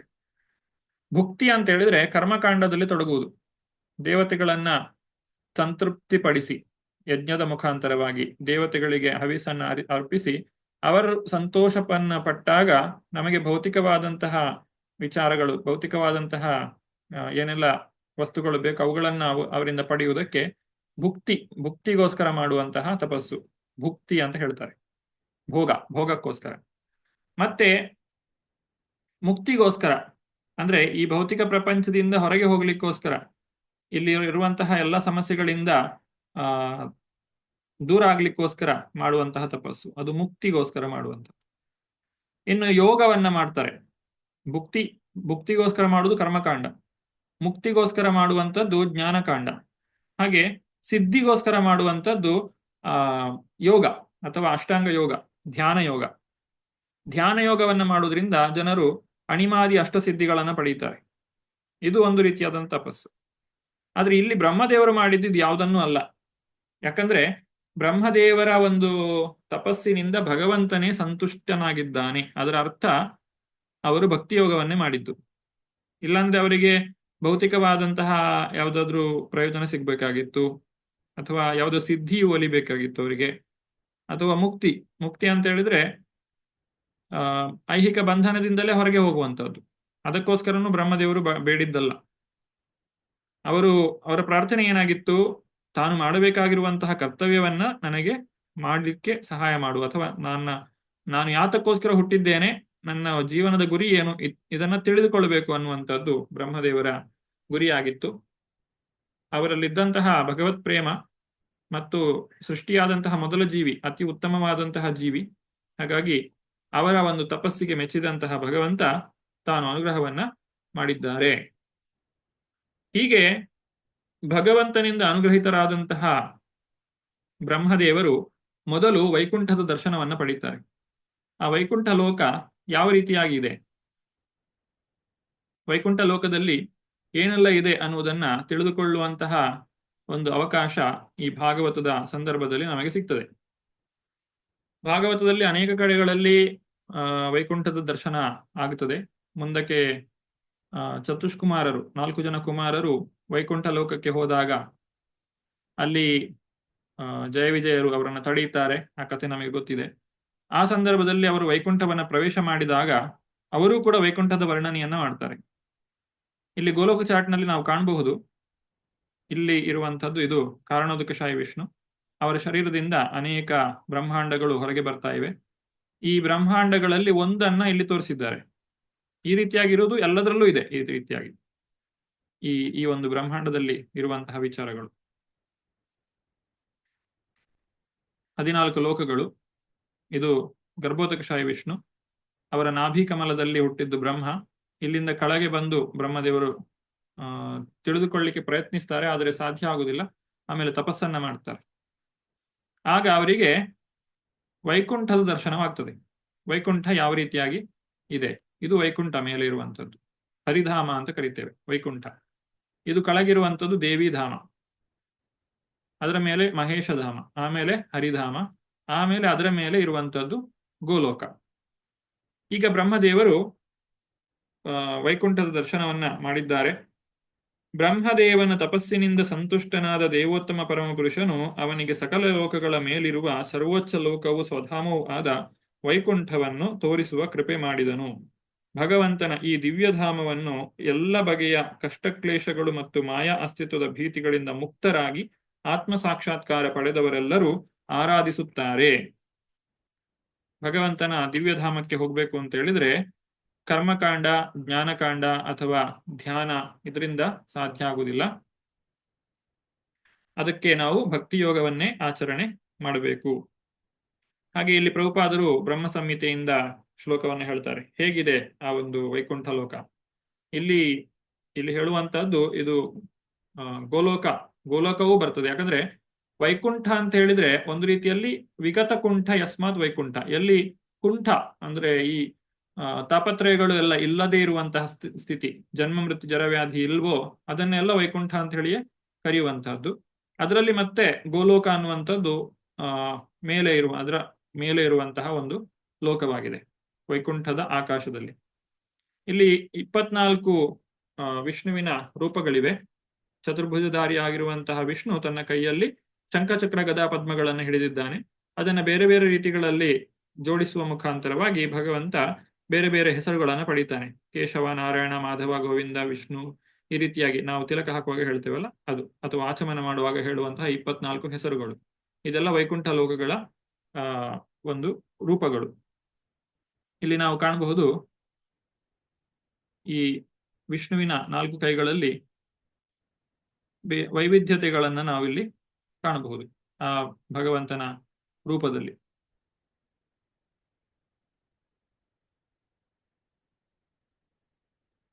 ಹತ್ತನೇ ಶ್ಲೋಕ. ಪ್ರವರ್ತತೆ ಯತ್ರ ರಜಸ್ತಮಸ್ತಯೋ ಸತ್ವಂ ಚ ಮಿಶ್ರಂ ಚ ಕಾಲಂ ವಿಕ್ರಮಃ ನ ಯತ್ರ ಮಾಯಾ ಕಿಮುತಾ ಪರೇ ಹರೇ ರನುವೃತ ಯತ್ರ ಸುರಾಸುರಾರ್ಚಿತ. ಭಗವಂತನ ಸ್ವಧಾಮದಲ್ಲಿ ತಮೋಗುಣ ಮತ್ತು ರಜೋಗುಣ ಇಲ್ಲ, ಅಥವಾ ಸತ್ವಗುಣದ ಪ್ರಭಾವವೂ ಇಲ್ಲ. ಅಲ್ಲಿ ಕಾಲದ ಪ್ರಭಾವದ ಪ್ರಾಬಲ್ಯವಿಲ್ಲ. ಇನ್ನು ಬಹಿರಂಗ ಶಕ್ತಿಯಾದ ಮಾಯೆಯ ಮಾತೆಲ್ಲಿಂದ ಬಂತು? ಅದು ಆ ವಲಯದೊಳಗೆ ಪ್ರವೇಶಿಸಲಾರದು. ಅಲ್ಲಿ ಯಾವುದೇ ತಾರತಮ್ಯ ಇಲ್ಲದೆ ದೇವತೆಗಳು ಮತ್ತು ದಾನವರು ಇಬ್ಬರೂ ಭಕ್ತರಾಗಿ ಭಗವಂತನ ಆರಾಧನೆ ಮಾಡುತ್ತಾರೆ. ಭಗವಂತನ ಧಾಮದಲ್ಲಿ ಪ್ರತ್ಯೇಕವಾಗಿ ದೇವತೆಗಳು ಅಂತ ಹೇಳಿ ಇಲ್ಲ, ದಾನವರು ಅಂತ ಹೇಳಿ ಇಲ್ಲ. ಇಲ್ಲಿ ಹೇಳಿರುವಂತದ್ದು ದೇವತೆಗಳು ಆಗಿದ್ದವರು ಅಥವಾ ದಾನವರಾಗಿದ್ದವರು ಭಗವಂತನ ಧಾಮಕ್ಕೆ ಹೋದ ಮೇಲೆ ಅವರು ಭಗವಂತನ ಒಂದು ಸ್ತುತಿಯಲ್ಲಿ, ಆರಾಧನೆಯಲ್ಲಿ ತೊಡಗ್ತಾರೆ. ಭಗವಂತನ ಧಾಮಕ್ಕೆ ಹೋದ ಮೇಲೆ ಅವರ ನಡುವೆ ಯಾವುದೇ ವ್ಯತ್ಯಾಸ ಇರುವುದಿಲ್ಲ ಅಂತ ಹೇಳಿ ಇಲ್ಲಿ ಹೇಳಿದ್ದಾರೆ. 11ನೇ ಶ್ಲೋಕ. ವೈಕುಂಠ ಲೋಕದ ನಿವಾಸಿಗಳು ಆಕಾಶ ನೀಲದಂತೆ ಹೊಳೆಯುವ ಬಣ್ಣದವರೆಂದು ವರ್ಣಿಸಲಾಗಿದೆ. ಈ 9ರಿಂದ 18ನೇ ಶ್ಲೋಕದವರೆಗೆ ವೈಕುಂಠದ ವರ್ಣನೆ ನಡೀತಾ ಇದೆ. ಇಲ್ಲಿ ಮೊದಲು 11, 12 ಶ್ಲೋಕದಲ್ಲಿ ವೈಕುಂಠ ನಿವಾಸಿಗಳ ಬಗ್ಗೆ ವರ್ಣನೆ ಇದೆ. ಆಮೇಲೆ 13ನೇ ಶ್ಲೋಕದಲ್ಲಿ ವೈಕುಂಠ ಲೋಕ, ಹಾಗೆ 14ನೇ ಶ್ಲೋಕದಲ್ಲಿ ಲಕ್ಷ್ಮೀದೇವಿಯ ವರ್ಣನೆ ಬರ್ತದೆ. 15ನೇ ಶ್ಲೋಕದಲ್ಲಿ ಭಗವಂತನ ವರ್ಣನೆ, ಹಾಗೂ 16ನೇ ಶ್ಲೋಕದಲ್ಲಿ ಭಗವಂತನ ವಿಶೇಷವಾದಂತಹ ಸೌಂದರ್ಯದ ವರ್ಣನೆ, ಹಾಗೂ 17ನೇ ಶ್ಲೋಕದಲ್ಲಿ ಭಗವಂತನ ಶಕ್ತಿಗಳ ವರ್ಣನೆಯು ನಮಗೆ ಕಾಣಲಿಕ್ಕೆ ಸಿಗ್ತದೆ. ಈಗ 11ನೇ ಶ್ಲೋಕವನ್ನು ನೋಡುವ. 11, 12. ವೈಕುಂಠ, ಈಗ ವೈಕುಂಠ ಲೋಕದಲ್ಲಿ ಎಲ್ಲಾ ಜೀವಿಗಳು ಭಗವಂತನ ಹಾಗೆ ಕಾಣ್ತಾರೆ. ಭಗವಂತನಲ್ಲಿ ಇರುವಂತಹ ಶ್ರೀವತ್ಸ ಚಿಹ್ನೆ ಒಂದು ಬಿಟ್ಟು ಬೇರೆ ಎಲ್ಲ ಲಕ್ಷಣಗಳು ಅವರಲ್ಲಿ ಇರುವುದನ್ನು ನಾವು ಕಾಣಬಹುದು. ಆದ್ರಿಂದ ಇಲ್ಲಿ ಹೇಳ್ತಾರೆ, ಆಕಾಶ ನೀಲದಂತೆ ಹೊಳೆಯುವ ಬಣ್ಣದವರು. ಕಣ್ಣುಗಳು ಕಮಲ ಪುಷ್ಪದಂತೆ ಇರ್ತವೆ. ಉಡುಪು ಹಳದಿ ಬಣ್ಣದ್ದು, ಪೀತವರ್ಣ. ಹಾಗೆ ಅವರ ಶರೀರ ಲಕ್ಷಣಗಳು ತುಂಬಾ ಆಕರ್ಷಕ. ಅವರಿನ್ನು ಬೆಳೆಯುವ ಯುವಕರ ವಯೋಮಾನದವರು. ಎಲ್ಲರೂ ಚತುರ್ಭುಜರು. ಅವರೆಲ್ಲರೂ ಮುತ್ತಿನ ಹಾರಗಳಿಂದ ಮತ್ತು ಅಲಂಕಾರದ ಪದಕಗಳಿಂದ ಭೂಷಿತರಾಗಿದ್ದು ಕಾಂತಿಮಯವಾಗಿ ಕಾಣುತ್ತಾರೆ. ಇಲ್ಲಿ ವೈಕುಂಠದಲ್ಲಿ ಕಾಣುವಂತಹ ಜನರು, ವೈಕುಂಠವಾಸಿಗಳು, ನಾವು ಈ ಚಿತ್ರದಲ್ಲಿ ಕಾಣಬಹುದು. ಪ್ರಭುಪಾದರು ತಿಳಿಸಿದಂತೆ ಭಕ್ತರು ಈ ಒಂದು ಚಿತ್ರವನ್ನ ಬಿಡಿಸಿದ್ದಾರೆ. ಅಲ್ಲಿ ಜನರು ಯಾರು ಕೂಡ ತಮ್ಮ ಸ್ವಂತ ಭೋಗವನ್ನ ಇಚ್ಛಿಸುವುದಿಲ್ಲ. ಎಲ್ಲರೂ ಕೂಡ ಭಗವಂತನ ಒಂದು ಸೇವೆಯಲ್ಲಿಯೇ ತೊಡಗಿರ್ತಾರೆ. ಅಲ್ಲಿರುವಂತಹ ಇಲ್ಲಿ ನಾವು ಕಾಣಬಹುದು, ದಂಪತಿಗಳಾಗಿದ್ರೂ ಕೂಡ ಅವರು ಭಗವಂತನ ಸೇವೆಯಲ್ಲಿಯೇ ಮಗ್ನರಾಗಿರ್ತಾರೆ. ಅವರು ಸಾಂಸಾರಿಕವಾದಂತಹ ವಿಷಯಗಳಲ್ಲಿ ಆಸಕ್ತರಾಗಿ ಇರುವುದಿಲ್ಲ. ಈ ರೀತಿ ಆ ವೈಕುಂಠದಲ್ಲಿ ಜನರು ಜೀವಿಸ್ತಾರೆ. ಮತ್ತು ಈ ಪ್ರಪಂಚದಲ್ಲಿಯೂ ಕೂಡ ಯಾರು ಭಗವಂತನ ಸೇವೆಯನ್ನೇ ತಮ್ಮ ಜೀವನದ ಗುರಿಯನ್ನಾಗಿಸ್ತಾರೆ, ಇಂದ್ರಿಯ ಭೋಗದ ವಿಚಾರಗಳಲ್ಲಿ ಆಸಕ್ತಿಯನ್ನು ಹೊಂದಿರುವುದಿಲ್ಲ, ಅವರು ಈ ಪ್ರಪಂಚದಲ್ಲಿದ್ರೂ ಕೂಡ ವೈಕುಂಠದಲ್ಲಿಯೇ ವಾಸ ಮಾಡ್ತಾ ಇದ್ದಾರೆ ಅಂತ ಹೇಳಿ ನಾವು ಅರ್ಥ ಮಾಡಿಕೊಳ್ಳಬಹುದು. ಅವರನ್ನು ವೈಕುಂಠ ನಿವಾಸಿಗಳು ಅಂತ ಹೇಳಿಯೇ ನಾವು ಪರಿಗಣಿಸಬೇಕು. ಅವರಲ್ಲಿ ಕೆಲವರ ಮೈಬಣ್ಣ ಹವಳ ಮತ್ತು ವಜ್ರಗಳ ಪ್ರಕಾಶದಂತಿವೆ. ಅವರು ಶಿರದಲ್ಲಿ ಕಮಲಪುಷ್ಪ ಲಾವಣ್ಯದಂಥ ಹಾರಗಳನ್ನು ಮುಡಿದಿರುತ್ತಾರೆ. ಕೆಲವರು ಕರ್ಣಕುಂಡಲಗಳನ್ನು ಧರಿಸಿರುತ್ತಾರೆ. ಇನ್ನು ವೈಕುಂಠ ಲೋಕ ಯಾವ ರೀತಿಯಾಗಿದೆ? ವೈಕುಂಠ ಲೋಕಗಳು ನಾನಾ ರೀತಿಯ ಹೊಳೆಯುವ ಉಜ್ವಲ ವಿಮಾನಗಳಿಂದ ಸುತ್ತುವರಿಯಲ್ಪಟ್ಟಿವೆ. ಈ ವಿಮಾನಗಳು ಮಹಾತ್ಮರಿಗೆ ಅಥವಾ ಭಗವಂತನ ಭಕ್ತರಿಗೆ ಸೇರಿದವು. ಸ್ತ್ರೀಯರು ದಿವ್ಯ ಮೈಬಣ್ಣಗಳಿಂದ ಮಿಂಚಿನಂತೆ ಸುಂದರಿಯರು. ಇವೆಲ್ಲ ಒಟ್ಟಿಗೆ ಸೇರಿ ಆಕಾಶವು ಮೋಡ ಮಿಂಚುಗಳಿಂದ ಅಲಂಕೃತವಾದಂತೆ ಕಂಗೊಳಿಸುತ್ತದೆ. ಇಲ್ಲಿ ಕಾಣಬಹುದು ನಾವು ವಿಮಾನಗಳು, ವೈಕುಂಠ ವಿಮಾನಗಳು ಹಾರಾಡುವುದನ್ನ. ಇದೆಲ್ಲವೂ ಕೂಡ ಆ ಭಕ್ತರಿಗೆ ಸೇರಿರುವಂತಹದ್ದು, ಭಕ್ತರಿಗೋಸ್ಕರ ಇರುವಂತಹದ್ದು. ಭಗವಂತನು ತನ್ನ ಭಕ್ತರ ಜೊತೆಗೆ ಈ ವೈಕುಂಠದಲ್ಲಿ ವಾಸ ಮಾಡ್ತಾನೆ. ಲಕ್ಷ್ಮೀದೇವಿ ಯಾವ ರೀತಿಯಾಗಿರ್ತಾಳೆ? ಲಕ್ಷ್ಮೀದೇವಿಯು ತನ್ನ ದಿವ್ಯ ರೂಪದಲ್ಲಿ ಭಗವಂತನ ಪಾದಕಮಲಗಳ ಪ್ರೇಮ ಸೇವೆಯಲ್ಲಿ ನಿರತಳಾಗಿದ್ದಾಳೆ. ವಸಂತಾನುಯಾಯಿಗಳಾದ ಕಪ್ಪು ಭ್ರಮರಗಳಿಂದ ಪ್ರೋತ್ಸಾಹಿತಳಾದ ಅವಳು ತನ್ನ ಸಹಚರರೊಡನೆ ವೈವಿಧ್ಯಮಯ ಆನಂದಗಳಿಂದ ಕೂಡಿದ ಭಗವಂತನ ಸೇವೆಯಲ್ಲಿ ನಿರತಳಾಗಿದ್ದಾಳೆ ಹಾಗೂ ಭಗವಂತನ ಲೀಲೆಗಳ ಗುಣಗಾನ ಮಾಡುತ್ತಿದ್ದಾಳೆ.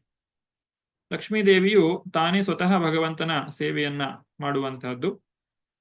ಆ ಭಗವಂತನ ಸೇವೆಯಲ್ಲಿಯೇ ತಾನು ಆನಂದವನ್ನ ಆಕೆ ಕಾಣ್ತಾಳೆ.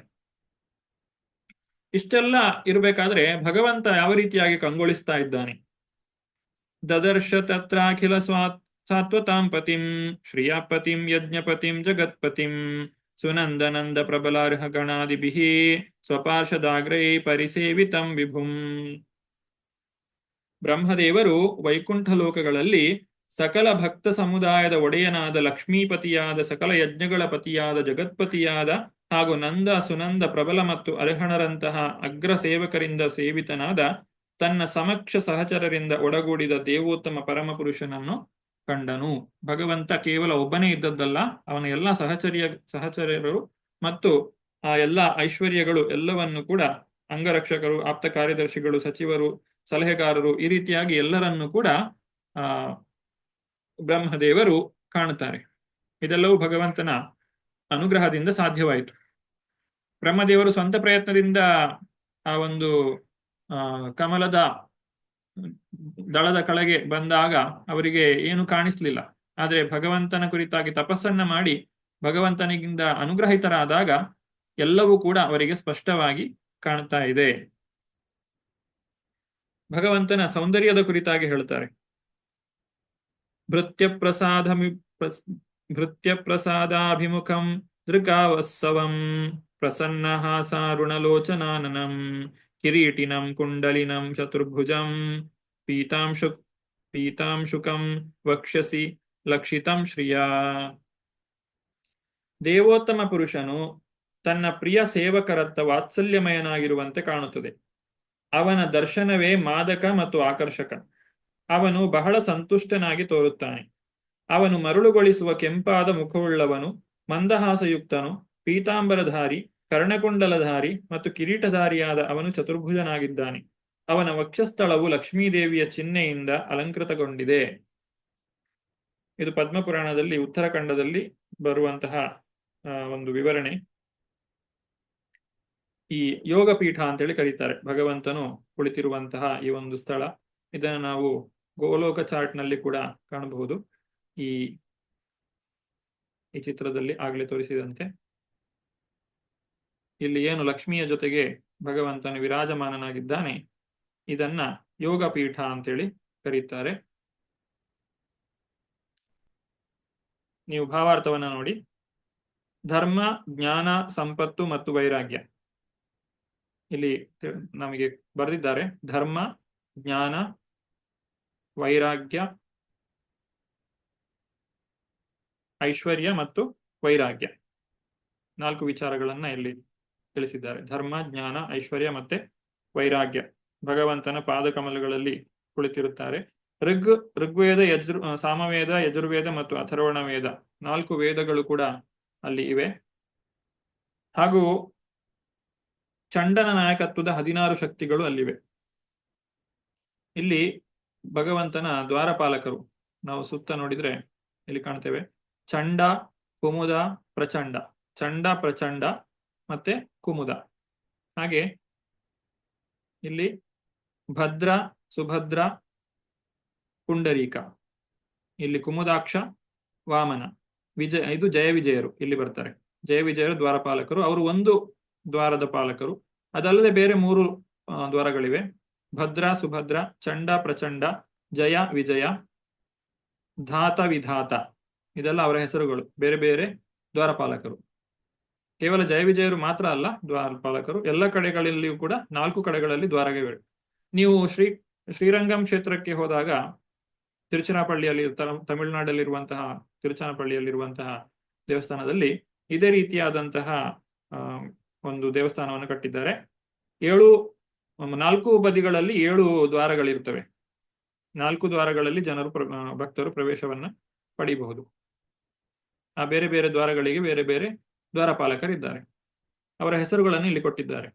ಚಂಡನ ನಾಯಕತ್ವದ 16 ಶಕ್ತಿಗಳು. ಚಂಡ ಮತ್ತು ಕುಮುದ ಇವರಿಬ್ಬರು ಪ್ರಥಮ ದ್ವಾರದ ಪಾಲಕರು. ಪ್ರಥಮ ದ್ವಾರ ಅಂತ ಹೇಳಿದ್ರೆ ಈ ಕಡೆ ಇದು ಚಂಡ ಮತ್ತೆ ಕುಮುದ. ಮಧ್ಯದ್ವಾರದಲ್ಲಿ ಭದ್ರ ಮತ್ತು ಸುಭದ್ರ ಎಂಬುವರು ಇದ್ದಾರೆ. ಅದು ಇಲ್ಲಿ ನಾವು ಕಾಣಬಹುದು. ಇದು ಭದ್ರ ಮತ್ತೆ ಸುಭದ್ರ ಅನ್ನುವಂತಹ ಇಬ್ಬರು ದ್ವಾರಪಾಲಕರು. ಆಮೇಲೆ ಕೊನೆಯ ದ್ವಾರದಲ್ಲಿ ಜಯ ವಿಜಯರು ದ್ವಾರಪಾಲಕರಾಗಿ ಇದ್ದಾರೆ. ಕುಮುದ, ಕುಮುದಾಕ್ಷ, ಪುಂಡರೀಕ, ವಾಮನ ಈ ಹೆಸರುಗಳನ್ನು ನಾವಿಲ್ಲಿ ಕಾಣಬಹುದು. ಕುಮುದ, ಕುಮುದಾಕ್ಷ, ಇದು ಕುಮುದಾಕ್ಷ, ಪುಂಡರೀಕ, ವಾಮನ, ಶಂಕುಕರ್ಣ, ಸರ್ವನೇತ್ರ, ಸುಮುಖ, ಸರ್ವನೇತ್ರ, ಸುಪ್ರತಿಷ್ಠ, ಸುಮುಖ. ಕೆಲವೊಂದು ಹೆಸರುಗಳನ್ನು ಇಲ್ಲಿ ನಾವು ಕಾಣುತ್ತೇವೆ. ಇನ್ನು ಬಹಳಷ್ಟಿದೆ, ನಾವು ಚಿತ್ರದಲ್ಲಿ ಕಾಣಬಹುದು. ಭಾವಾರ್ಥದಲ್ಲಿ ಎಲ್ಲವನ್ನು ಕೊಡಲಿಲ್ಲ. ಭಗವಂತನ ಅರಮನೆಯು ನಯನ ಮನೋಹರವಾಗಿ ಅಲಂಕೃತವಾಗಿದ್ದು ಮೇಲೆ ಹೇಳಿದ ದ್ವಾರಪಾಲಕರುಗಳಿಂದ ರಕ್ಷಿತವಾಗಿದೆ.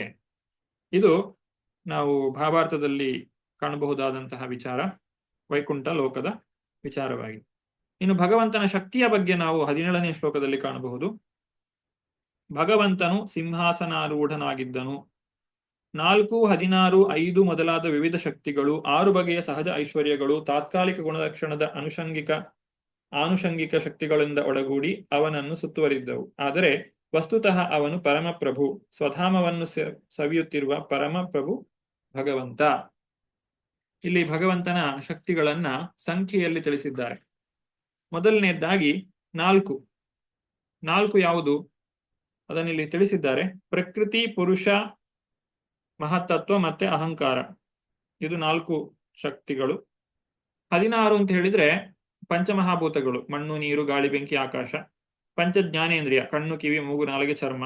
ಪಂಚಕರ್ಮೇಂದ್ರಿಯ, ವಾಕ್, ಪಾಣಿ, ಪಾದ, ಗುದ, ಉಪಸ್ಥ ಮತ್ತು ಮನಸ್ಸು. 5, 5, 5 ಮತ್ತು 1 ಒಟ್ಟು 16. ಅದು 16ನೇದ್ದು, 16 ಅನ್ನುವಂಥ ಸಂಖ್ಯೆ. ಆಮೇಲೆ 5 ವಿಚಾರಗಳು ಅಂತ ಹೇಳಿದ್ರೆ ಪಂಚ ತನ್ಮಾತ್ರೆಗಳು, ಶಬ್ದ, ಸ್ಪರ್ಶ, ರೂಪ, ರಸಗಂಧ ಅಂತ ಹೇಳುವಂತಹ 5 ತನ್ಮಾತ್ರೆಗಳು. ಹಾಗೂ 6 ಭಗಗಳು, ಸಂಪತ್ತು, ಬಲ, ಯಶಸ್ಸು, ಸೌಂದರ್ಯ, ಜ್ಞಾನ ಮತ್ತು ವೈರಾಗ್ಯ. ಐಶ್ವರ್ಯಸ್ಯ, ಸಮಗ್ರಸ್ಯ, ವೀರ್ಯಸ್ಯ, ಯಶಸ್ಶ್ರಿಯ, ಜ್ಞಾನ ವೈರಾಗ್ಯಶ್ಚೈವ ಷಡೈತಿ ಭಗಂಗಣ. ಹೀಗೆ 6 ಭಗಗಳು. ಇನ್ನು ಅಷ್ಟಸಿದ್ಧಿಗಳು, ಅಣಿಮ, ಲಘಿಮ, ಮಹಿಮ, ಈಶಿತ, ವಾಶಿತ, ಪ್ರಾಪ್ತಿ, ಪ್ರಾಕಮ್ಯ ಇತ್ಯಾದಿಗಳು ಎಲ್ಲ ಸೇರಿ ಅಷ್ಟ ಸಿದ್ಧಿಗಳು. ಇದೆಲ್ಲವೂ ಕೂಡ ಭಗವಂತನ ಒಂದು ಶಕ್ತಿಯಾಗಿದೆ. ಇದನ್ನೆಲ್ಲ ಕಂಡಂತಹ ಬ್ರಹ್ಮದೇವರಿಗೆ ಬಹಳ ಸಂತೋಷವಾಗ್ತದೆ. ಬ್ರಹ್ಮದೇವರು ತಮ್ಮ ಜೀವನದ ಸಾರ್ಥಕ್ಯವನ್ನು ಪಡೆದಿದ್ದಾರೆ. ಯೋಗಿಗಳು ಜನ್ಮ ಜನ್ಮಾಂತರಗಳಲ್ಲಿ ಏನನ್ನ ಪಡಿಲಿಕ್ಕೆ ಬಯಸ್ತಾರೆ ಅದು ಬ್ರಹ್ಮದೇವರಿಗೆ ಪ್ರಾಪ್ತಿಯಾಗಿದೆ. ಧ್ಯಾನಾವಸ್ಥಿತ ತದ್ಗತೇನ ಮನಸ ಪಶ್ಯಂತಿ ಯಂ ಯೋಗಿನೋ ಯಸ್ಯಾಂತಂ ನ ಸುರ ವಿದುಸುರಾಸುರಗಣ ದೇವಾಯ ತಸ್ಮೈ ನಮಃ. ಆ ಭಗವಂತನನ್ನ ಕಾಣ್ಲಿಕ್ಕೋಸ್ಕರ ಯೋಗಿಗಳು ಜನ್ಮ ಜನ್ಮಗಳಲ್ಲಿ ಪ್ರಯತ್ನ ಪಡ್ತಾರೆ. ಅಂತಹ ಪ್ರಯತ್ನಕ್ಕೆ ಭಗವಂತನ ಒಂದು ಪರಮಾತ್ಮ ರೂಪಿಯಾದ ಭಗವಂತನ ಪಾದಕಮಲದ ಉಗುರಿನ ಮೊನೆ, ಅದರಲ್ಲಿರುವಂತಹ ಸ್ವಲ್ಪ ಪ್ರಕಾಶ ಕೆಲವು ಕ್ಷಣಗಳವರೆಗೆ ಮಾತ್ರ ಕಾಣಿಸ್ತದೆ. ಅಷ್ಟು ಮಾತ್ರ ಕಾಣುವಂಥದ್ದು. ಅದನ್ನ ಕಾಣುವುದು ಅಂತ ಹೇಳಿದ್ರೆ ಅದು ಜೀವನದ ಅಷ್ಟು ದೊಡ್ಡ ಸಾರ್ಥಕ್ಯ ಅಂತ ಹೇಳಿ ಅರ್ಥ ಮಾಡಿಕೊಳ್ಬೇಕು. ಹಾಗಿರಬೇಕಾದ್ರೆ ಬ್ರಹ್ಮದೇವರಿಗೆ ಇಲ್ಲಿ ವೈಕುಂಠ ಲೋಕದ ಒಂದು ದರ್ಶನವಾಗಿದೆ, ವೈಕುಂಠದಲ್ಲಿ ವೈಕುಂಠನಾಥನಾದಂತಹ ಭಗವಂತನ ದರ್ಶನವಾಗಿದೆ. ಹಾಗಿರ್ಬೇಕಾದ್ರೆ ಭಗವಂತನು ತನ್ನ ಜೀವನದಲ್ಲಿ ಇನ್ನೇನು ಪಡಿಬೇಕಾಗಿಲ್ಲ, ಅವರ ಜೀವನದ ಸಾರ್ಥಕ್ಯ ಅವರಿಗೆ ಲಭಿಸಿ ಆಗಿದೆ.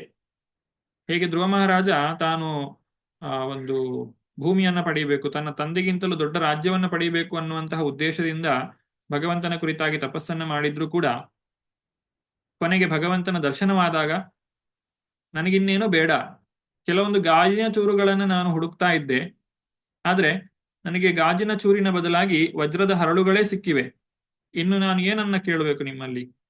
ಈ ರೀತಿಯಾಗಿ ಧ್ರುವ ಮಹಾರಾಜನು ಹೇಳ್ತಾನೆ. ಅಂದ್ರೆ ಭಗವಂತನನ್ನ ಕಂಡವರಿಗೆ ಇನ್ನೇನು ಬೇಕಾಗಿಲ್ಲ. ಬ್ರಹ್ಮದೇವ ಬಹಳ ಸಂತೋಷದಿಂದ ಭಗವಂತನ ದರ್ಶನವನ್ನ ಮಾಡ್ತಾ ಇದ್ದಾನೆ. ಹೀಗೆ 18ನೇ ಶ್ಲೋಕ. ದೇವೋತ್ತಮ ಪರಮಪುರುಷನನ್ನು ಪರಿಪೂರ್ಣ ಸ್ವರೂಪದಲ್ಲಿ ಕಂಡು ಬ್ರಹ್ಮದೇವರು ಹೃದಯದಲ್ಲಿ ಆನಂದ ತುಂದಿಲರಾದರು. ಪರಿಪೂರ್ಣ ದಿವ್ಯ ಪ್ರೇಮ ಮತ್ತು ಆನಂದ ಪರವಶತೆಯಿಂದಾಗಿ ಅವರ ಕಂಗಳಲ್ಲಿ ಪ್ರೇಮಾಶ್ರುಗಳು ಮಿಡಿದವು. ಭಗವಂತನ ಮುಂದೆ ಅವರು ತಲೆಬಾಗಿದರು. ಅದುವೇ ಪರಮಹಂಸ ಜೀವಿಗೆ ಅತ್ಯುನ್ನತ ಸಿದ್ಧಿಯ ಪಥ. ಭಗವಂತನನ್ನ ಕಂಡಾಗ ಆಗುವಂತಹ ಸಂತೋಷ ಏನಿದೆ ಅದನ್ನು ತಡೆದುಕೊಳ್ಳಲಿಕ್ಕೆ ಸಾಧ್ಯ ಇಲ್ಲ. ಅದು ಅಷ್ಟೊಂದು ಶ್ರೇಷ್ಠವಾದಂತಹ ಆನಂದ. ಅಂತಹ ಒಂದು ಆನಂದವನ್ನ ಬ್ರಹ್ಮದೇವರು ಕಾಣ್ತಾ ಇದ್ದಾರೆ. ಆ ರೀತಿಯಾಗಿ ಬಹಳಷ್ಟು ಸಂತೋಷವಾದಾಗ ಮಾತುಗಳು ಹೊರಡುವುದಿಲ್ಲ, ಕಣ್ಣುಗಳಲ್ಲಿ ನೀರು ಬರುತ್ತದೆ, ಪ್ರೇಮಾಶ್ರುಗಳು ಮಿಡಿತವೆ. ಈ ರೀತಿ ಭಗವಂತನನ್ನ ಕಂಡಂತಹ ಬ್ರಹ್ಮದೇವರು ಅವರಲ್ಲಿ ಪ್ರಶ್ನೆಯನ್ನ ಕೇಳ್ತಾರೆ. ಭಗವಂತನಲ್ಲಿ ಕೆಲವೊಂದು ಪ್ರಶ್ನೆಗಳನ್ನ ಕೇಳ್ತಾರೆ. ಏನಂತ ಕೇಳ್ತಾರೆ? ಭಾವಾರ್ಥದಲ್ಲಿ ಶ್ರೀಲ ಪ್ರಭುಪಾದರು ಹೇಳ್ತಾರೆ, ಜ್ಞಾನೇ ಪ್ರಯಾಸ ಮುದಪಾಸ್ಯ ನಮಂತ ಏವ ಜೀವಂತಿ ಸನ್ಮುಖರಿತಾಂ ಭವದೀಯ ವಾರ್ತಾಂ ಸ್ಥಾನೇ ಸ್ಥಿತಾ ಶ್ರುತಿಗತಾಂ ತನುವಾಂಗ್ ಮನೋಭಿ ಏ ಪ್ರಾಯಶಿತೋ ಜಿತೋಪ್ಯಸಿ ತೈ ತ್ರಿಲೋಕ್ಯಾಂ. ಭಗವಂತನನ್ನ ಅಜಿತ ಅಂತ ಹೇಳ್ತಾರೆ. ಅಜಿತ ಅಂತ ಹೇಳಿದ್ರೆ ಯಾರೂ ಕೂಡ ಭಗವಂತನನ್ನ ಗೆಲ್ಲಿಕ್ಕೆ ಸಾಧ್ಯ ಇಲ್ಲ, ಹಾಗಾಗಿ ಅವನ ಹೆಸರು ಅಜಿತ. ಜಿತ, ಅಜಿತ. ಅಂತಹ ಅಜಿತೋಪಿ ಜಿತ, ಅಂತಹ ಅಜಿತನನ್ನು ಕೂಡ ಗೆಲ್ಲಬಹುದು ಯಾರು? ಭಗವಂತನ ಭಕ್ತರು. ಹೇಗೆ? ಆತನ ಭಕ್ತಿ ಸೇವೆಯನ್ನು ಮಾಡುವ ಮುಖಾಂತರವಾಗಿ. ಜ್ಞಾನೇ ಪ್ರಯಾಸ ಮುದಪಾಸ್ಯ ನಮಂತ ಏವ. ಜ್ಞಾನೇ ಪ್ರಯಾಸ, ಜ್ಞಾನವನ್ನ ಬೆಳೆಸಿಕೊಳ್ಳಲಿಕ್ಕೆ ಪ್ರಯಾಸವನ್ನ ಪಡಬೇಡಿ. ಭಗವಂತನಲ್ಲಿ ಐಕ್ಯವಾಗುವಂತಹ ಊಹಾತ್ಮಕ ಪ್ರಯೋಗಗಳನ್ನ ಮಾಡಬೇಡಿ, ಅವುಗಳನ್ನು ತ್ಯಜಿಸಿ ಭಗವಂತನ ಮಹಿಮೆಗಳನ್ನ ತಿಳಿದುಕೊಳ್ಳಿ. ಅವುಗಳಲ್ಲಿ ಮಗ್ನರಾಗುವ ಮುಖಾಂತರ ಪ್ರಾಮಾಣಿಕವಾಗಿ ಯಾರು ಜೀವನವನ್ನು ನಡೆಸ್ತಾರೆ, ಸ್ಥಾನೇ ಸ್ಥಿತಃ, ನಿಮ್ಮ ಸ್ಥಾನದಲ್ಲೇ ಇದ್ದುಕೊಂಡು, ನೀವು ಎಲ್ಲಿದ್ದೀರೋ ಅಲ್ಲೇ ಇದ್ದುಕೊಂಡು ಭಗವಂತನ ಮಹಿಮೆಗಳನ್ನು ತಿಳಿದುಕೊಳ್ಳಿ. ಆಗ ಅಜಿತನಾದರೂ ನಿನ್ನ ಸಹಾನುಭೂತಿ ಮತ್ತು ಅನುಗ್ರಹವನ್ನು ಪಡೆಯುವರು. ಭಗವಂತ ಅಜಿತನಾಗಿದ್ರೂ ಅವನನ್ನ ಪಡೀಲಿಕ್ಕೆ ಸಾಧ್ಯ ಆಗುತ್ತದೆ ಅಂತ ಹೇಳಿ ಬ್ರಹ್ಮದೇವರು ನಮಗೆಲ್ಲರಿಗೂ ಉಪದೇಶವನ್ನ ಮಾಡಿದ್ದಾರೆ. ಬ್ರಹ್ಮದೇವರು ಅದನ್ನೇ ಮಾಡಿದ್ದು. ಅವರು ತಾವೆಲ್ಲಿದ್ರು ಅಲ್ಲೇ ಭಗವಂತನ ಕುರಿತಾಗಿ ತಪಸ್ಸನ್ನ ಮಾಡಿದ್ದು. ಪ್ರಭುಪಾದರು ನಮಗೆ ಅದೇ ಹೇಳೋದು, ನೀವೀಗ ಎಲ್ಲಿದ್ದೀರೋ ಅಲ್ಲಿಂದಲೇ ನೀವು 4 ನಿಯಂತ್ರಕ ತತ್ವಗಳನ್ನ ಪಾಲನೆ ಮಾಡಿ, ಹರೇ ಕೃಷ್ಣ ಮಹಾಮಂತ್ರವನ್ನು ಜಪ ಮಾಡಿ, ಪ್ರಭುಪಾದರ ಪುಸ್ತಕಗಳನ್ನ ಓದಿ, ನಮ್ಮ ಜೀವನದ ಸಾರ್ಥಕ್ಯತೆ ಅಲ್ಲಿಯೇ ನಮಗೆ ಸಿಗ್ತದೆ, ಬೇರೆಲ್ಲೂ ಹೋಗಬೇಕಾಗಿಲ್ಲ. ಆ ಬ್ರಹ್ಮದೇವರು ಪಡೆದಂತಹ ಏನು ಅನುಗ್ರಹ ಇದೆ ಅದನ್ನು ನಾವು ಕೂಡ ಪಡೆಯಲಿಕ್ಕೆ ಸಾಧ್ಯ ಖಂಡಿತವಾಗಿಯೂ ಇದೆ. ಮುಂದಕ್ಕೆ 19ನೆಯ ಶ್ಲೋಕದಲ್ಲಿ, 19ರಿಂದ 25ನೆಯ ಶ್ಲೋಕದಲ್ಲಿ ಭಗವಂತ ಬ್ರಹ್ಮದೇವರಿಗೆ ಅನುಗ್ರಹವನ್ನು ಮಾಡ್ತಾರೆ. ಯಾಕಂದ್ರೆ ಶ್ರೇಷ್ಠವಾದಂತಹ ವ್ಯಕ್ತಿಗಳ ದರ್ಶನ, ಅದರಿಂದ ಉತ್ತಮವಾದಂತಹ ಫಲ ದೊರಕ್ತದೆ. ಭಗವಂತ ಬ್ರಹ್ಮದೇವರಲ್ಲಿ ಸಂತುಷ್ಟನಾಗಿದ್ದಾನೆ. ಬ್ರಹ್ಮದೇವರ ತಪಸ್ಸನ್ನ ನೋಡಿ ಭಗವಂತನು ಸಂತುಷ್ಟಿಯನ್ನ ಹೊಂದಿ ವರವನ್ನ ಬೇಡಲಿಕ್ಕೆ ಭಗವಂತ ತಿಳಿಸ್ತಾ ಇದ್ದಾನೆ.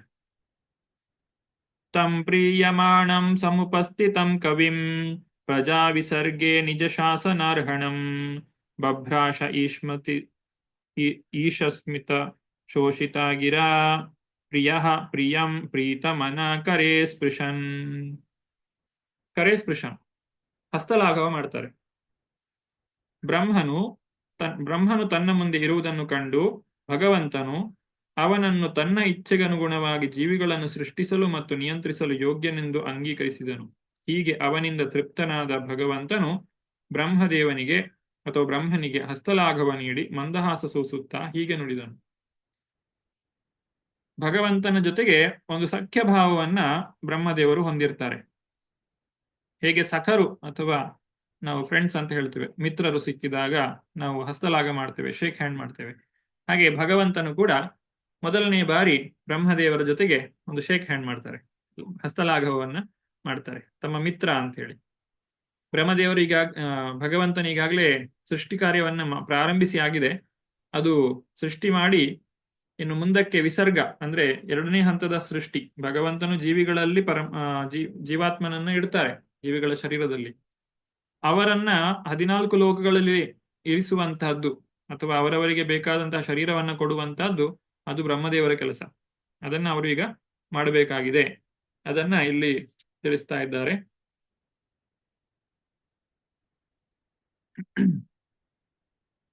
ಭಗವಂತನು 20ನೇ ಶ್ಲೋಕದಲ್ಲಿ ಬ್ರಹ್ಮದೇವರ ಜೊತೆ ಈ ರೀತಿಯಾಗಿ ಹೇಳ್ತಾರೆ. ತ್ವಯಾಹಂ ತೋಷಿತಾ ಸಮ್ಯಕ್ ವೇದ ಗರ್ಭಾಸಿ ಸೃಕ್ಷಯ ಚಿರಮೃತೇನ ತಪಸಾ ದುಸ್ತೋಷಾ ಕೂಟಯೋಗಿನಾಂ. ಸುಂದರನಾದ ದೇವೋತ್ತಮ ಪರಮಪುರುಷನು ಬ್ರಹ್ಮದೇವನನ್ನು ಕುರಿತು ನುಡಿದನು. ಹೇ ಬ್ರಹ್ಮನೇ, ವೇದಗರ್ಭಿತನೇ, ಸೃಷ್ಟಿಯ ಇಚ್ಛೆಯಿಂದ ಕೂಡಿದ ನಿನ್ನ ಸಂಚಯಿತ ತಪಸ್ಸಿನಿಂದ ನಾನು ಸುಪ್ರೀತನಾಗಿದ್ದೇನೆ. ಕಪಟಯೋಗಿಗಳಿಂದ ನಾನೆಂದೂ ಸುಪ್ರೀತನಲ್ಲ. ಕಪಟಯೋಗಿಗಳು ಅಂತ ಹೇಳಿದ್ರೆ ಯಾರು? 3 ಕಾರಣಗಳಿಗೋಸ್ಕರ ತಪಸ್ಸನ್ನ ಮಾಡುವವರು. ಯಾರು? ಮೊದಲನೇದಾಗಿ ಕರ್ಮಕಾಂಡವನ್ನ ಮಾಡಿ ಭೋಗವನ್ನ ಪಡೀಲಿಕ್ಕೆ ಭುಕ್ತಿಕಾಮಿ, ಅಥವಾ ಜ್ಞಾನಯೋಗವನ್ನ ಮಾಡಿ ಮುಕ್ತಿಯನ್ನ ಪಡೀಲಿಕ್ಕೆ ಅಂದ್ರೆ ಭೌತಿಕವಾದಂತಹ ಸಮಸ್ಯೆಗಳಿಂದ ದೂರ ಆಗ್ಲಿಕ್ಕೋಸ್ಕರ ಮಾತ್ರ ತಾವು ತಪಸ್ಸನ್ನ ಮಾಡುವುದು ಮುಕ್ತಿಕಾಮಿ. ಅಥವಾ ಸಿದ್ಧಿಕಾಮಿ ಅಂದ್ರೆ ಯೋಗಾಚರಣೆಗಳು, ತಪಸ್ಸನ್ನ ಮಾಡಿ ಅಣಿಮಾದಿ ಅಷ್ಟಸಿದ್ಧಿಗಳನ್ನ ಪಡೆಯುವಂತಹ ವ್ಯಕ್ತಿಗಳು. ಇವರಿಂದ ಭಗವಂತ ಸುಪ್ರೀತನಾಗುವುದಿಲ್ಲ. ಭಕ್ತಿ ಯೋಗವನ್ನ ಮಾಡಿದವರಿಂದ ಮಾತ್ರ ಭಗವಂತ ತೃಪ್ತನಾಗುತ್ತಾನೆ. ಅದನ್ನೇ ಇಲ್ಲಿ ಕಪಟ ಯೋಗಿಗಳು ಅಂತ ಹೇಳಿದ್ದಾರೆ. ಈ ಕಪಟ ಯೋಗಿಗಳಿಂದ ನಾನು ತೃಪ್ತನಾಗುವುದಿಲ್ಲ. ಹಾಗಾದ್ರೆ ನಿನ್ನಿಂದ ನಾನು ತೃಪ್ತನಾಗಿದ್ದೇನೆ ಅಂತ ಹೇಳಿದ್ರು ಅರ್ಥ ಏನು? ಬ್ರಹ್ಮದೇವನು ಮಾಡಿದಂತಹ ತಪಸ್ಸು ಉತ್ತಮವಾದ ತಪಸ್ಸು. ಅದು ಭಗವಂತನಿಗೆ ಇಷ್ಟವಾದಂತಹ ತಪಸ್ಸನ್ನೇ ಬ್ರಹ್ಮದೇವರು ಮಾಡಿರುವಂತಹದ್ದು. ಯಾವುದೇ ಫಲಾಪೇಕ್ಷೆಯನ್ನ ಇಟ್ಟುಕೊಳ್ಳದೆ ಅವರು ತಪಸ್ಸನ್ನ ಮಾಡಿದ್ದಾರೆ. ಇಷ್ಟು ಹೇಳಿದ ಮೇಲೆ ಮುಂದಕ್ಕೆ ಭಗವಂತ ತನ್ನ ಮಾತನ್ನ ಮುಂದುವರಿಸ್ತಾರೆ. ವರಂ ವರಯ ಭದ್ರಂ ತೇ ವರೇಶಂ ಮಾಭಿವಾಂಚಿತಂ ಬ್ರಹ್ಮಂ ಶ್ರೇಯ ಪರಿಶ್ರಾಮ ಪುಂಸಾಂ ಮದ್ದರ್ಶನಾದ್ವತಿ. ನಿನಗೆ ಒಳಿತನ್ನು ಬಯಸುವೆನು ಬ್ರಹ್ಮನೇ. ನೀನು ಬಯಸಬಹುದಾದ ಎಲ್ಲವನ್ನೂ ಸಕಲ ವರದಾತನಾದ ನನ್ನಲ್ಲಿ ಕೇಳಬಹುದು. ಸಾಕ್ಷಾತ್ಕಾರದ ಮೂಲಕ ನನ್ನನ್ನು ಕಾಣುವುದೇ ಎಲ್ಲ ತಪಸ್ಸುಗಳ ಫಲರೂಪವಾದ ಅಂತಿಮ ವರ ಎನ್ನುವುದನ್ನು ನೀನು ತಿಳಿದಿರಬಹುದು. ಬ್ರಹ್ಮದೇವರಿಗೆ ಭಗವಂತ ಹೇಳುವುದು, ಭಗವಂತನನ್ನ ಕಾಣುವುದಕ್ಕಿಂತ ದೊಡ್ಡ ವರ ಇಲ್ಲ. ದೇವರು ಬಂದು ನಮ್ಮ ಹತ್ರ ನಿನಗೇನು ವರ ಬೇಕು ಅಂತ ಹೇಳಿ ಕೇಳಿದ್ರೆ ಹಾಗೆ ಕೇಳುವುದೇ ಒಂದು ವರ. ಅವನ ದರ್ಶನವನ್ನ ಪಡೆಯುವುದು, ಅವನ ರೂಪವನ್ನ ಕಾಣುವುದು, ಅದೇ ಒಂದು ದೊಡ್ಡ ವರ. ಅದಕ್ಕಿಂತ ದೊಡ್ಡ ವರ ಯಾವುದು ಕೂಡ ಇಲ್ಲ. ಮನೀಷಿತಾನುಭವೋಯಂ ಮಮ ಲೋಕಾವಲೋಕನಂ ಯದುಪಶ್ರುತ್ಯರ್ಹಸಿ ಚಕರ್ಥ ಪರಮಂ ತಪಃ. ಕಲ್ಪನಾ ಚಾತುರ್ಯಗಳ ಅತ್ಯುನ್ನತ ಪರಿಪೂರ್ಣತೆ ಎಂದರೆ ನನ್ನ ಧಾಮದ ಸಾಕ್ಷಾತ್ ದರ್ಶನ ಪಡೆಯುವುದು. ನನ್ನ ಆದೇಶಾನುಸಾರ ನೀನು ಕೈಗೊಂಡ ಕಠಿಣ ತಪಸ್ಸಿನ ವಿನೀತ ಭಾವದಿಂದಾಗಿ ನಿನಗೆ ಇದು ಸಾಧ್ಯವಾಗಿದೆ. ಅಂದರೆ ಭಗವಂತನ ಧಾಮದ ದರ್ಶನವನ್ನು ಕೂಡ ಇಲ್ಲಿ ಪಡೆದಿದ್ದಾನೆ, ಬ್ರಹ್ಮದೇವರು ಪಡೆದಿದ್ದಾರೆ. ಪ್ರತ್ಯಾದಿಷ್ಟಂ ಮಯಾ ತತ್ರ ತ್ವಯಿ ಕರ್ಮ ವಿಮೋಹಿತೆ ತಪೋ ಮೇ ಹೃದಯಂ ಸಾಕ್ಷಾತ್ ಆತ್ಮಾಹಂ ತಪನ್ಸೋ ನಘ. ಎಲೈ ಪಾಪರಹಿತನಾದ ಬ್ರಹ್ಮನೇ, ಅನಘ, ಅಘ ಅಂತ ಹೇಳಿದ್ರೆ ಪಾಪ, ಅನಘ ಅಂತ ಹೇಳಿದ್ರೆ ಪಾಪರಹಿತ. ನಿನ್ನ ಕರ್ತವ್ಯದ ಬಗ್ಗೆ ನೀನು ದಿಗ್ಭ್ರಾಂತನಾದಾಗ ತಪಸ್ಸನ್ನು ಆಚರಿಸುವಂತೆ ನಿನಗೆ ಮೊದಲು ಆದೇಶ ನೀಡಿದುದು ನಾನೇ. ಅಂತಹ ತಪಸ್ಸು ನನ್ನ ಹೃದಯ ಮತ್ತು ಆತ್ಮ. ಆದ್ದರಿಂದ ತಪಸ್ಸು ಮತ್ತು ನಾನು ಅಭಿನ್ನ. ಭಗವದ್ಗೀತೆಯಲ್ಲಿ ಕೂಡ 18ನೇ ಅಧ್ಯಾಯದ 8ನೇ ಶ್ಲೋಕದಲ್ಲಿ ಹೇಳ್ತಾರೆ, ನ ತ್ಯಾಜ್ಯಂ ಪಾವನಾನಿ ಮನೀಷಿಣಃ. ಈ ತಪಸ್ಸನ್ನ, ತಪೋದಾನ, ಯಜ್ಞ ಇತ್ಯಾದಿ ಈ ಮೂರನ್ನ ವ್ಯಕ್ತಿಯು ಯಾವುದೇ ಕಾರಣಕ್ಕೂ ಬಿಡಬಾರದು. ಯಾಕಂದ್ರೆ ಅದು ಮನೀಷಿಣ, ಅದು ಉತ್ತಮರನ್ನು ಕೂಡ ಪಾವನವಾಗಿ ಮಾಡುವಂತಹ ಮೂರು ವಿಚಾರಗಳು. ಹಾಗಾಗಿ ತಪಸ್ಸು ಅನ್ನುವಂಥದ್ದು ಬಹಳ ಮುಖ್ಯವಾಗಿರ್ತದೆ ಜೀವನದಲ್ಲಿ. 24ನೇ ಶ್ಲೋಕ. ಸೃಜಾಮಿ ತಪಸ್ಯೈವೇದಂ ಗೃಸಾಮಿ ತಪಸಾ ಪುನಃ ಬಿಭರ್ಮಿ ತಪಸಾ ವಿಶ್ವಂ ವೀರ್ಯಂ ಮೇ ದುಶ್ಚರಂ ತಪಃ. ನಾನು ಅಂತಹ ತಪಸ್ಸಿನಿಂದ ಈ ವಿಶ್ವವನ್ನು ಸೃಷ್ಟಿಸುತ್ತೇನೆ, ಅದೇ ಶಕ್ತಿಯಿಂದ ಅದನ್ನು ಪಾಲಿಸುತ್ತೇನೆ, ಅದೇ ಶಕ್ತಿಯಿಂದ ಅದನ್ನು ಹಿಂತೆಗೆದುಕೊಳ್ಳುತ್ತೇನೆ. ಆದ್ದರಿಂದ ತಪಸ್ಸೊಂದೇ ಸಮರ್ಥವಾದ ಶಕ್ತಿ. ತಪಸ್ಸಿನ ಮುಖಾಂತರವೇ ಈ ಎಲ್ಲವೂ ಕೂಡ ನಡೆಯುವಂತಹದ್ದು. ಭಗವಂತನ ಧಾಮಕ್ಕೆ ಮರಳುವ ಮೊದಲು ಪ್ರತಿಯೊಬ್ಬ ವ್ಯಕ್ತಿಯು ತಪಸ್ಸನ್ನ ಮಾಡಿರಲೇಬೇಕು. ಈಗ ಬ್ರಹ್ಮದೇವರು ಭಗವಂತನಲ್ಲಿ 4 ಪ್ರಶ್ನೆಗಳನ್ನು ಕೇಳ್ತಾರೆ. 25ನೆಯ ಶ್ಲೋಕದಿಂದ 30ನೇ ಶ್ಲೋಕದವರೆಗೆ ಬ್ರಹ್ಮದೇವರು ಕೇಳುವಂತಹ ಪ್ರಶ್ನೆಗಳು ಯಾವುದೆಲ್ಲ ಅಂತ ಹೇಳಿದ್ರೆ, ಬ್ರಹ್ಮ ಉವಾಚ ಭಗವನ್ ಸರ್ವಭೂತಾನಾಂ ಅಧ್ಯಕ್ಷೋ ವಸ್ಥಿತೋ ಗುಹಾಂ ವೇದ ಪ್ರತಿರುದ್ಧೇನ ಪ್ರಜ್ಞಾನೇನ ಚಿಕೀರ್ಷಿತಂ. ಬ್ರಹ್ಮದೇವರು ಹೇಳಿದರು, ಎಲೆ ದೇವೋತ್ತಮ ಪರಮಪುರುಷನೇ, ನೀನು ಪ್ರತಿಯೊಬ್ಬ ಜೀವಿಯ ಹೃದಯದಲ್ಲಿ ಪರಮ ನಿರ್ದೇಶಕನಾಗಿ ಉಪಸ್ಥಿತನಾಗಿದ್ದೀಯೇ. ಸರ್ವಸ್ಯ ಚಾಹಂ ಹೃದಯ ಸನ್ನಿವಿಷ್ಟೋ.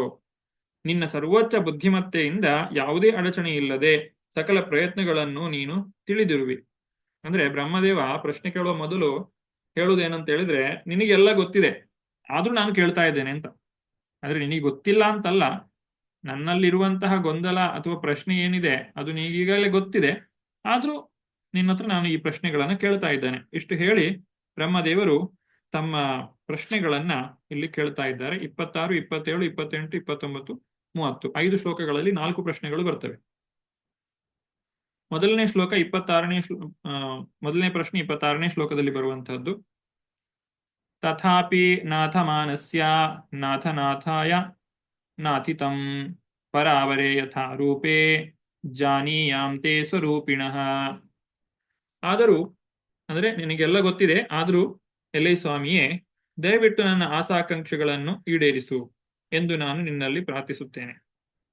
ನೀನು ದಿವ್ಯ ರೂಪಿಯಾಗಿದ್ದರೂ ಐಹಿಕ ರೂಪವನ್ನು ಧರಿಸುವೆ. ನಿನಗೆ ಐಹಿಕ ರೂಪ ಇಲ್ಲದಿದ್ದರೂ ಅಂತಹ ರೂಪವನ್ನು ಹೇಗೆ ತಾಳುವೆ ಎಂಬುದನ್ನು ನನಗೆ ದಯವಿಟ್ಟು ತಿಳಿಸುವಂತಹವನಿಗೂ. ಪರೀಕ್ಷಿತ ಮಹಾರಾಜ ಕೇಳಿದ್ದೇ ಪ್ರಶ್ನೆ. ಪರೀಕ್ಷಿತ ಮಹಾರಾಜ ಏನು ಕೇಳ್ತಾನೆ? ಭಗವಂತನ ಶರೀರ ದಿವ್ಯವಾಗಿರ್ತದೆ, ಬ್ರಹ್ಮದೇವರು ಯಾಕೆ ದಿವ್ಯವಾದ ಶರೀರವನ್ನು ಹೊಂದಿರುವುದಿಲ್ಲ? ಯಾಕಂದ್ರೆ ಗರ್ಭೋದಕ್ಷಾಯಿ ವಿಷ್ಣುವಿನಿಂದಲೇ ಬಂದಂತಹ ಬ್ರಹ್ಮ, ಆತನು ಜೀವಿಯಾಗಿರ್ತಾನೆ. ಈ ಪ್ರಶ್ನೆಯನ್ನ ಕೇಳಿದ್ರು. ಅದೇ ಪ್ರಶ್ನೆಯನ್ನ ಬ್ರಹ್ಮದೇವರು ಕೇಳ್ತಾರೆ, ಭಗವಂತ ನೀನು ಹೇಗೆ ವಿಸ್ತರಣೆಯನ್ನ ಹೊಂದುತ್ತೀಯಾ? ಜೀವಿಗಳಿಗೂ ನಿನಗೂ ಇರುವಂತಹ ವ್ಯತ್ಯಾಸ ಏನು? ಇನ್ನು ಎರಡನೆಯ ಪ್ರಶ್ನೆ, ಈಗ ಮೊದಲನೇ ಪ್ರಶ್ನೆ ಭಗವಂತನ ವಿವಿಧ ರೂಪಗಳ ಬಗ್ಗೆ, ಎರಡನೆಯ ಪ್ರಶ್ನೆ ಭಗವಂತನ ಶಕ್ತಿಯ ಬಗ್ಗೆ, ಮೂರನೆಯ ಪ್ರಶ್ನೆ ಭಗವಂತನ ಚಟುವಟಿಕೆಗಳ ಬಗ್ಗೆ, ಮತ್ತು ನಾಲ್ಕನೆಯ ಪ್ರಶ್ನೆ ಭಗವಂತನ ಭಕ್ತಿ ಸೇವೆಯ ಕುರಿತಾಗಿ.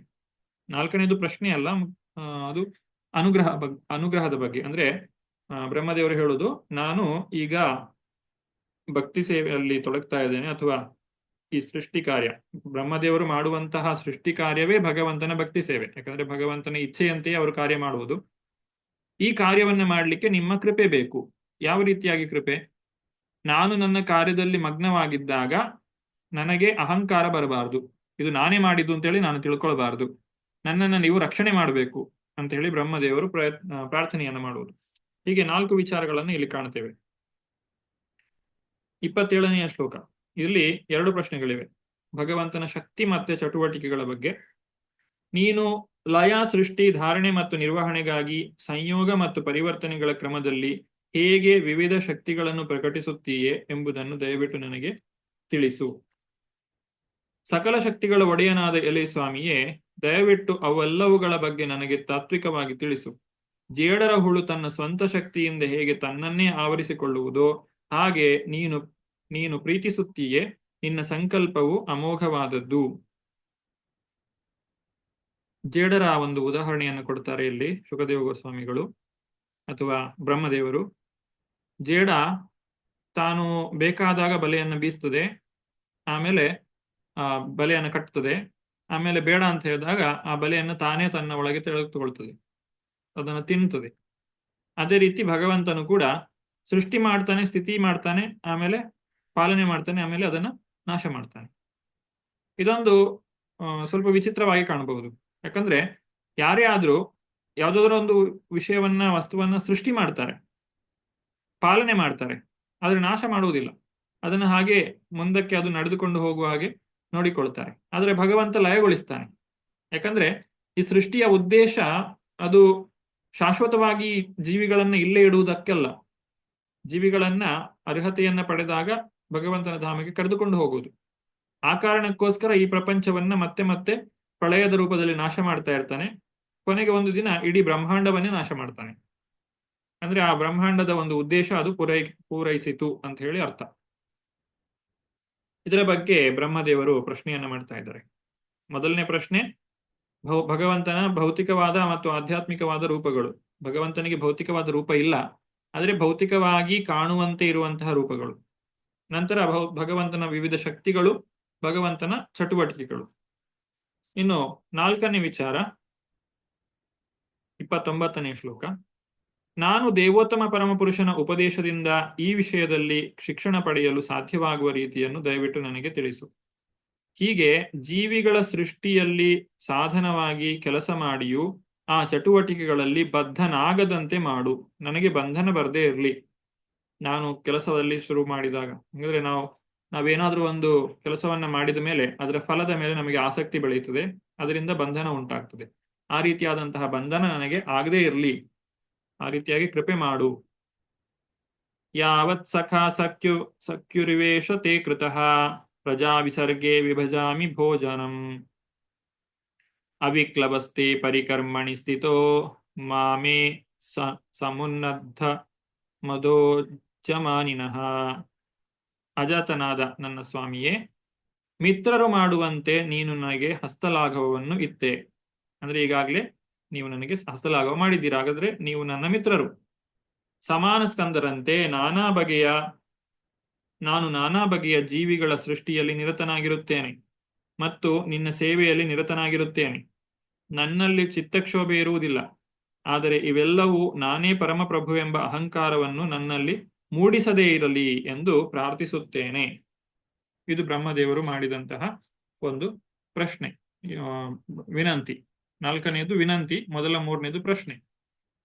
ಈ ಪ್ರಶ್ನೆಗಳನ್ನ ನಾವು ಪರೀಕ್ಷಿತ ಮಹಾರಾಜನು ಕೇಳಿದ್ದನ್ನು ಕೂಡ ನಾವು ಕಾಣ್ತೇವೆ.